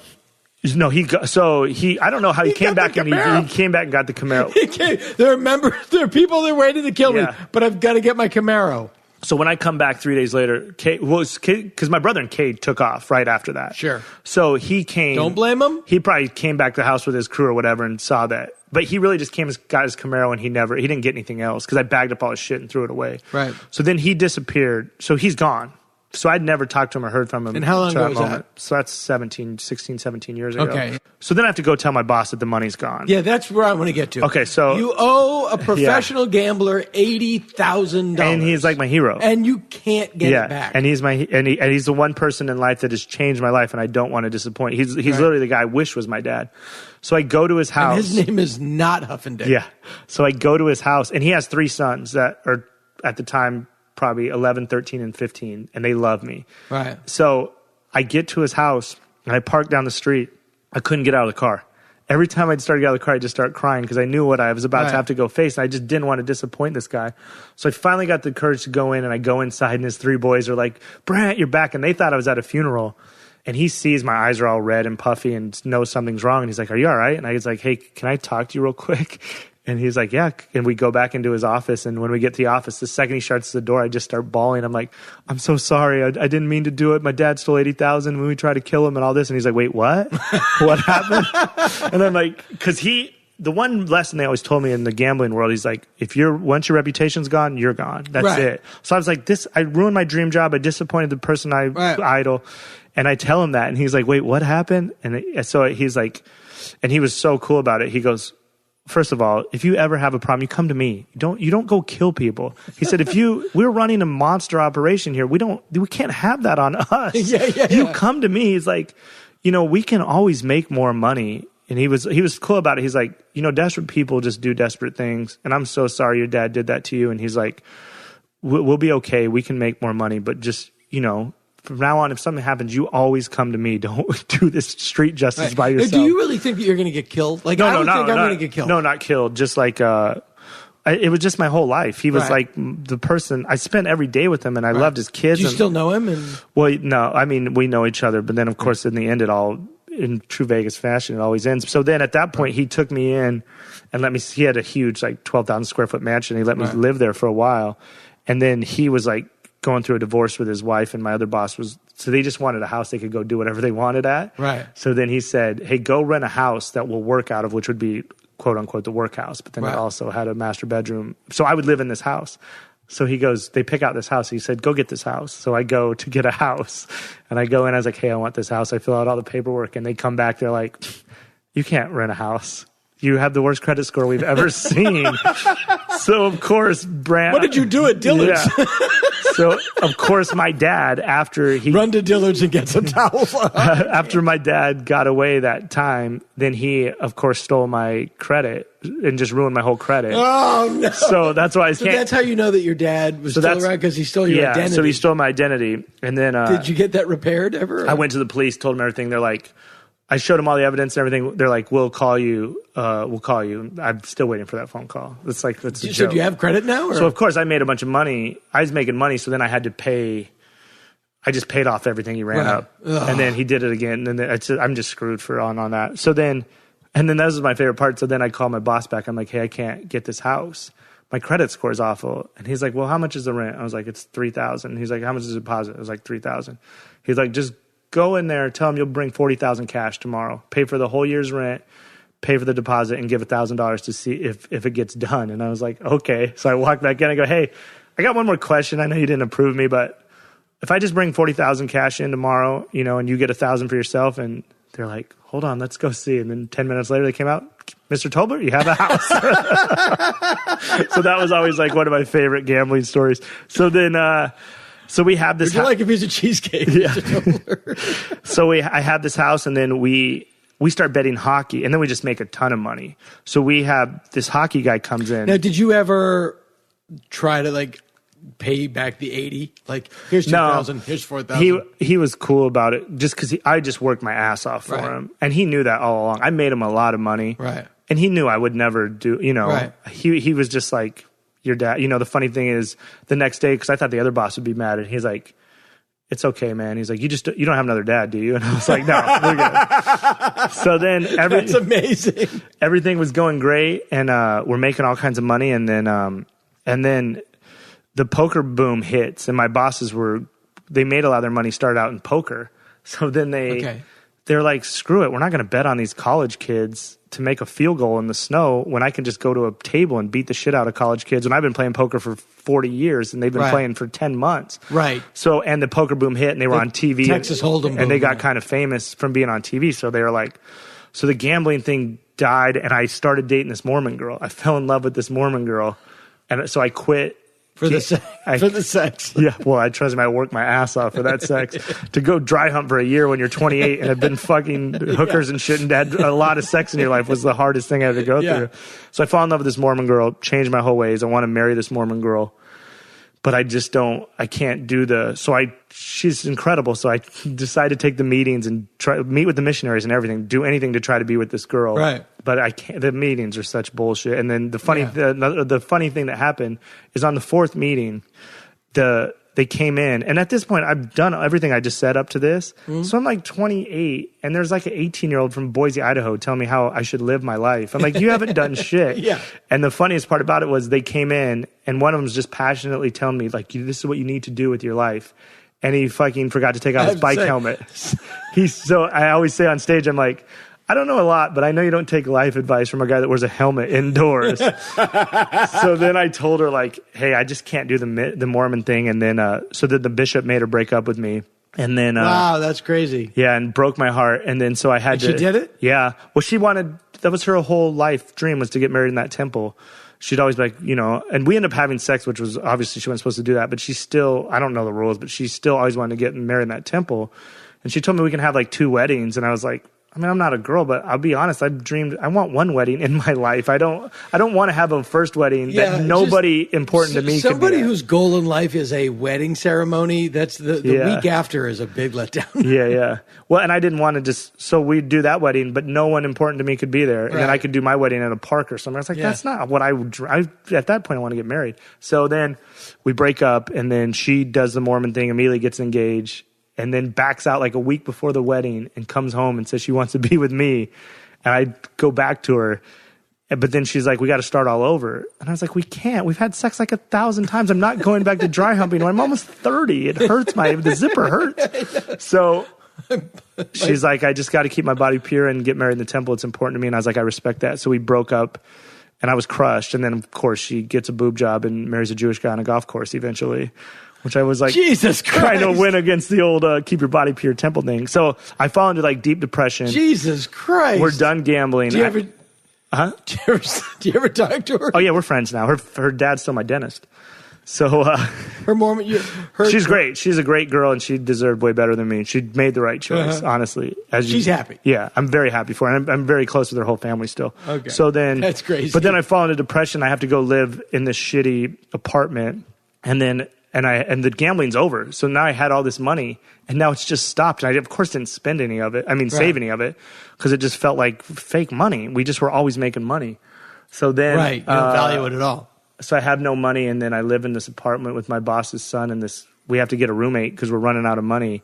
And this dude moves in, and he just starts trying to rob us all the time, and he's on drugs. And it felt like just being with my dad again, but I had nowhere to go. So at that time, I had maybe $8,000. What was his penicillin tolerance? Yeah, I don't know what his weakness was, but so I had like $8,000 to my name that I had to keep with me at every second. When I took a shower, I slept with it in my pillowcase because he was always trying to steal from me. Jesus.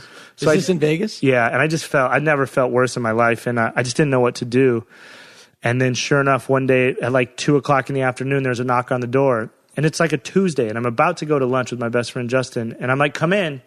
And the door opens slowly, and there's this little Mexican dude, and there's a couch, so I can't see if he's holding anything, neck tattoos and everything, but I just thought he was coming to see, because my 2 roommates were on drugs at this point, and shady people would come and go. He's like, hey, man, is your roommate here? I was like, yeah, he's just down the hallway to the right. So he walks in, and when he turns around the couch, I see he's holding a shotgun in a case. Jesus Christ. But I'm from Wyoming, so that's not like, and it's Tuesday in the afternoon in an apartment complex, so I didn't think anything about it. And he didn't shut the door the whole way. It was still open a little bit. And part of me was like, I should just go shut it. But I was like, I'm about to leave. Let me watch this last segment of the show I was watching. Then I'll get up and leave. And I didn't make it in time. And sure enough, he walks out with the shotgun, walks over, puts it about 10 inches from my face, and he's like, give me all your fucking money right now. And I, like, in the moment, I wasn't scared. I was in I've shock. had a gun in my face before. Yeah, so you don't realize it. Yeah. So I was you just get incredibly cooperative. Yeah. Well, no, I was dumb, and I go, I don't have any money. Oh, jeez. And he goes, but that's the first thing that came out of my mouth. And he goes, okay. And he turns around and he walks off, and I'm like, that's it? And he walks over just like Bronx Tale, walks over, shuts the door, and he locks it. And in that moment, when I heard that lock click, it fucking got so real. I'm like, I'm going to die. I was like, I got money right here. So I pulled out the wad of money I had in my cargo shorts. And then it started going, I got more money at the bank right down here. If we can just go, I'll go to the bank. I'll give you all my money. I got like 40,000 in there. I'm just lying. I have no bank account or anything. But I'm just thinking, I got to get out of this house because I'm trapped. And he's like, and I give him the money. He's like, that's it. Stand up. And I stand up, and he puts the gun in my back, and we walk down this hallway, and we go in this room. And we go into my roommate's bedroom, and my roommate's on the couch, not on the couch, on his bed, trying to pretend like he got robbed too. And he's like, but it's such bad acting. Oh, I see what happened. So he takes me in there, and he goes, sit in the corner and don't move for 10 minutes. If you come back, I'll fucking kill you. Or if you call the cops or something, I'll come back and fucking kill you. Right. That's not, you can rob me, but don't put me in timeout like a little kid. So he leaves, and I can see out the window. So this is on the first story floor. And does he leave, and your roommate's with you? And my roommate's with me. But they're in it together. They're in it together. Right. So then I wait a few minutes, not 10 minutes. I can see the car like drive off. And I stand up, I'm like, fuck you. I know this is bullshit. And I leave, and I go out to my car, and then I drive off the lot, and I call my boss. I'm like, I just got robbed. What should I do? And he's like, you got to call the police. I was like, I can't call the police. He said he was going to kill me if I called the police. And my boss was like, if he was going to kill you, he would have done it. You got to call the police. And I was like, okay. So I called the police, and then they come back. So then the police meet me in this Chili's parking lot where I'm at, and they bring me back to the apartment complex. And this dumbass goes and robs 2 more houses after he robbed me. And that guy? Yeah, he gets caught while they're taking my statement. So they catch him. And then I'm like, oh, okay. But then the police, different police catch him. Yeah, they catch him and call the police, say, we got this guy. We think he robbed somebody else. So they catch him, and then, but I'm fucked because I didn't realize. So my money's now evidence. Right, you can't So I don't have any money. Right. I'm screwed. So, and then this family, the guy that robbed me's family reaches out to me, and they say, hey, with this story, like, hey, it was the guy's dad. Do you have dad. any money? No, he's like, we'll give you $500 not to testify because my son has a baby on the way and all this shit. And I'm like, no, I'm going to testify. Oh, no, yeah, no. So, because I have to get my money back. Plus, that's illegal. Yeah. You'll go to jail for that. Obstruction of justice, something like that. So my best friend lets me just crash on his couch, and he throws me a couple $100, and I just survive until my court date. And then I have to go to my court date, and his whole Mexican family comes. And at this point, I'm just by myself in life. It was like, and it was just scary. I had to go up there, and I testified with them all just staring at me. And it was so shitty. And so I testify and everything. You're the bad guy. Yeah. At the end of the day. Everyone's mad at me. At the end of the day, you're the bad guy. And then I still don't get my money back, and I have to wait for it all to end. And then a crazy thing about it, so I'm sleeping on my best friend's couch. He takes me to his parents' house maybe 3 months later, and I'm sitting on the kitchen counter. And he's like, my mom and dad are coming home. I want you to meet them. I'm like, cool. His mom walks in the kitchen, and she sees me sitting on the counter, and she just starts bawling. And I'm like, oh my God, this is the worst first impression ever. And she comes over to me, and she hugs me before she even says a word. And she goes, you don't know this, but I was your court reporter that day that you had to go to trial. And I felt so bad for you that day. And I was like, oh my God. And it was, we're instantly like lifelong friends. But I was like, what a small world. That's insane.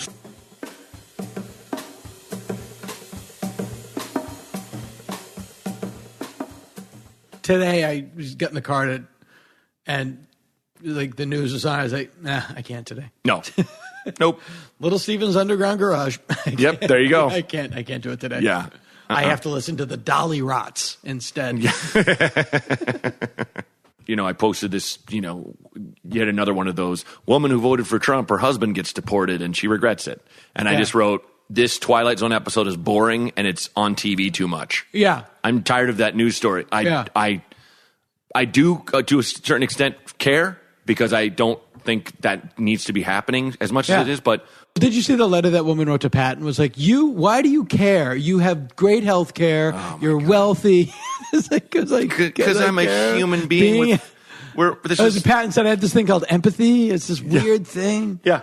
We all are a piece of our society. We are held together by the fabric of each other. I don't know. But that said, like, come on, man. I mean, I'm from Portland, and every time there's a protest, some dingbats will go, kick in the window of a car. Yeah, and that's all you see. And it's just like, man, why? Yeah. It's the perfect thing of, this will make me feel good right now, and that's all that matters. Yeah, and I have to defend you. Mm-hmm. Yeah. It's like the people that, I have conservative friends like, don't ask me to defend Ann Coulter. Don't. Sure. Yeah, it's like, I'm not going to defend. No. I'm not going to defend that. Yeah. But it is true. It's like, wait, this affected me now. Mm-hmm. Yeah. Yeah. Good times. Good times. You know who has the answer? Doug. Doug has the answer. You should just party. Just neglect your children. Middle-aged, a gray ponytail is the answer. Yeah. Well, he actually had like a nice haircut. He was obviously a wealthy man, but like just the head of gray hair always got me. Every time I saw it, where it's just like, when you see someone with that much gray hair that's just like not sad plowed, not plowed like, you don't know. Yeah. I'm just happy and completely out of it.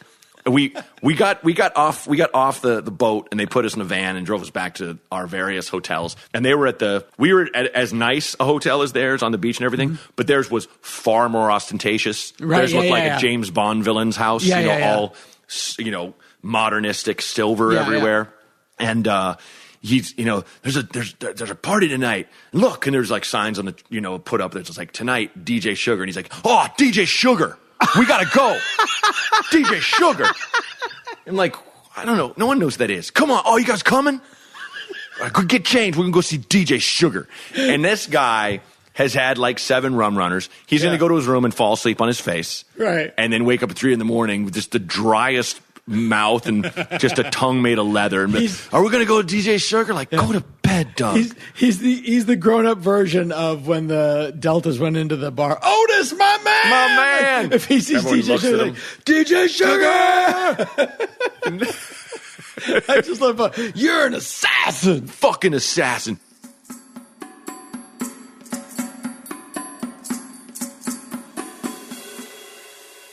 So then I eventually get the money back, and then the DA calls me, and they're like, you can come pick up your money. And I was like, what happened to that guy? And they're like, he got like probation, and I fucking lost it. And I was like, you're telling me he robbed me because part of it was like kidnapping because he moved me from rooms and all this. Yeah, that's kidnapping. That's why OJ's in jail. Yeah, and he got like probation. Maybe I forget what his house arrest or something absurd where he could come see me that day, and I went crazy. I was like, why the fuck am I not just robbing people? I'm 1,000 times smarter than him. If there's no remorse, the guy said he was going to kill me. You heard me say that on the stand. And they're like, and I was yelling at her to the point she finally just hung up on me because I didn't want any answers. I was just like, this is fucking bullshit. So then I got my money back, and then so I was like, I didn't know what to do in life, and I was screwed. And then my boss came through for me one last time. I think he just knew I needed something, and these new gamblers moved into town, these young kids that were super smart that had built this computer program that would simulate a game. So if the Lakers were playing the Clippers, it would simulate it like 10 million times and then shoot out a number of who would win by what. And these guys were like the smartest dudes in the world. Wow. So he got me a job with them. And so they put me back out on the street, but they didn't really know how the street worked because they were just smart. So now I'm making a ton of money. So they're literally smart and not street smart. Yeah. So, and we were opposite. So I knew how to work the system. So I went from having no money and owing people money to within probably 3 months, I had like 60,000 cash under my bed again, just making so much money. Everything's going so bizarre. Everything's going great. So you're running their bets and placing your own bets. No, I'm running their bets, but they didn't know how the streets worked. So like if you're my boss and I went and I bet for you $5,000, I would call you and say, hey, Dana, I got 5,000 on the Lakers, and you would write that down. But what they didn't know, what they weren't doing was they were like kind of fat dudes, and they loved to go eat fancy restaurants. So they didn't know how the streets work. So they would have me make the bets. Like I would come to your house and you would hand me, you'd say, here's today's figure. We got a busy day. Here's 212,000, or it's going to be a slow day. Here's 118,000. So then I'd go out and I'd bet all the stuff. And then at the end of the day, I'd come home and I'd turn it in and we'd count it out to make sure we were right. But these guys didn't know how to do that. So they were like, we're going to dinner. Just fucking bring it tomorrow. So I would have all the tickets the whole night, so I could see all the games that won. So if I bet the Lakers for 5,000 at 6 different places and the Lakers won, in the middle of the night or in the morning, I would just go cash one of those tickets, put the money back in the figure, and then keep the money that won for myself. Got it. Like the bet was never made. So they just didn't understand how that worked. And I was like, at this point, I was like, I've been robbed. I've lost every meaningful relationship in my life. Yeah. I'm fucking not going to be the only one not rich, because everyone around me is rich. I was like, I'm making money this time. And then they finally catch on. So they have 5 runners on the street, and they're doing figures. And somehow they figured out that they were off, and they set up all the runners. And then, of course, I was the one that fucking came back with the wrong amount of money. So they're like, all of a sudden, my boss this one day, he just says out loud, it's him. And I was like, oh my God. And the room just stopped. And they were like, we set everybody up today. We gave everybody $4,200 extra, and you're the only one that didn't bring back the right amount. And I start crying. I'm like in a 6-person jury. I'm like, because I knew this was it. This is like my dream job. And I had actually been doing comedy at the time, and I'd been saving all my money because I was going to go to New York anyway. So I was like, this is it. And I was like, I need this job. So I put on a show, and I'm like, you guys are like my only family. My dad's off. I play the dad card, all that shit. And they gave me my job back. And then, so we got back to work, and I tightened it up, and I quit. I quit pulling scams and everything. But like I said, my bosses were like nerd dudes, and they'd never get laid. So they started Skyping with girls in Thailand, trying to teach them English and shit. So then, nobody in your life does anything the normal, easy way. Yeah. So I want to meet a girl. Well, there's only one way I know how to do it. Yeah. So Skype a dude in Thailand. Yeah. That looks like a woman. So they and teach Shim English. So during the summer, we don't work. We don't do baseball. So they're like, and I have this incredible girlfriend at the time, and I had made all this money. I'd saved in up. America. Speaks English. But we're flying all over the world. We're just plowing through this money because my bosses told me in the middle of the summer, they're like, we got a new program. We're going to make so much money next year. I'm like, that means I'm going to make money. So then I was like, I'll put New York on hold because I'm in love with this girl. I'll stay in Vegas one more year, make all this money. So I'm like, everything's perfect, but I'm plowing through money as fast as I can. Fly to Barcelona, Paris, anywhere. Jesus. So then everything's set to go. So these guys are flying to Thailand to get their girls and bring them back. But what could go wrong? And then in the last minute, one of them decides he doesn't want to go. So I'm supposed to house sit the mansion that we work out of while they're gone. And he decides he doesn't want to go. So while they're over in Thailand, he has like a freak out, and he's like bipolar and has a bad back. So he takes all this weird medication. He freaks out in the middle of the night. He calls his mom that lives in Phoenix, and then he eventually hangs up on her, and she keeps calling back. He won't answer. She gets worried. She drives to Phoenix from Vegas to check on her son. When she gets to the mansion, we worked out of this mansion in this like gated community. She gets in the gates. She gets to the mansion. No one will answer the door or anything. She doesn't know what to do. She calls the police. The police come. Oh, no. To see about her son. No one will answer the door. They find 300 computers. They jump over the back wall. They find him dead in the pool. Oh. Then they break down the doors. And then we had a basement, and nobody in Vegas has a basement. They go down these stairs. They find all the computers and TVs. They think we're bookies. Confiscate everything in the house. Because what you're doing is legal. Yeah, it's legal. But they didn't know that. They think you're bookies. But there's $2.3 million in the house in 3 different safes in like casino chips, cash, and betting tickets. They confiscate all of it. Oh. My bosses come back from Thailand. They get to the house. Do they have girlfriends? They I don't think they. I don't know what happened. I don't think they come back with girl. I don't know how that story ends. I don't think they did, but I never knew because this is what happened. So then they get to the house. And the door's like open. That's what I want to know. Yeah. Are these guys happy with those women? Well, I know they're not with them now, but they. So then they get to the house. How is that possible? And the door's open, so they go inside, and Marco's car's still in the driveway. They go inside, they see everything ransacked. They're like, oh shit! They call the police. They say, hey, we got robbed, and we think something happened to our friend. And they're like, your friend's dead, and we have all your stuff. You might want to bring some lawyers and come meet with us tomorrow. So then a day later. And I never saw these bosses. I never saw them again. I got a phone call. I was like, hey, what's up? How was your trip? And he's like, hey, man, I got to tell you something. I was like, what's up? He's like, Marco's dead. Like, what do you mean Marco's dead? They're like, he's dead. I was like, what happened? They're like, we're going to Costa Rica. And I was like, what do you mean we're going to Costa Rica? They're like, Thailand? They're like, we're moving to Costa Rica tomorrow. And I was like, well, what about me? And he was like, it's over. I'm like, what do you mean it's over? He's like, it's over. And he hung up the phone. And they moved, because they wanted to keep gambling. Right. And they felt like the heat was on them. So they moved to Costa Rica the next day. And that was it. And they were gone. And I was just sitting there. And it was over. And the gambling was over. And I was like, it was just like that. It was over. And they were gone. I didn't talk to them. And I was like, this is the end of the gambling. Your father, we don't know. My father lives in Vegas. Oh, still alive? Somewhere. I know he lives in Vegas, on the south side of Vegas. He's got hep C. He's kind of there's just no fixing it. So when I tell people, like if I go on a first date and we start talking, I was like, what's your dad? He was like, and then I tell him, but I just, there's no, if he's alive, it can only mean bad for probably everybody, but definitely bad for me. You know, the last thing I told him when I was screaming, I was like, you'll never fucking see your grandkids. You'll never see me get married.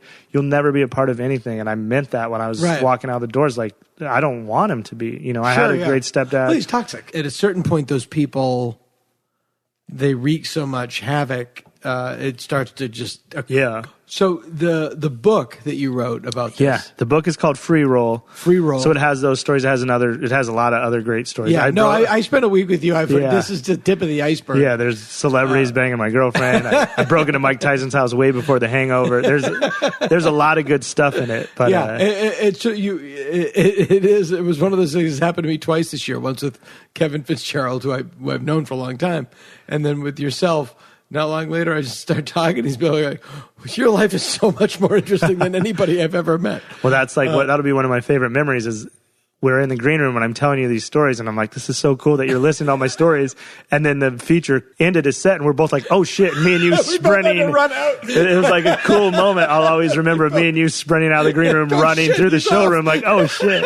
Because we were just so into stories. So that was pretty, shit. He's upstage. It was a pretty cool moment. Other podcasts reach for the sky. Dana Gould. We barely try.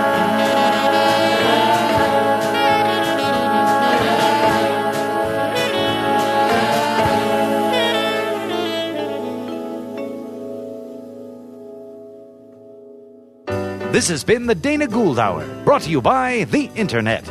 Music by Andy Paley, with Jake Posner behind the board. Produced by Jeff Fox. Graphic design and web production by Spencer Hunt and Segan Friend. Sound editing and post-production by Jalinda Palmer and Joe Napolitano. Hey, if you like the show, why don't you drop us a line at show@danagould.com. Tom Kenny speaking. I'm a DJ, I'm a person, I'm a singer, I love to sing and DJ. Boom! Peace out. You want me? Peace out. Boom.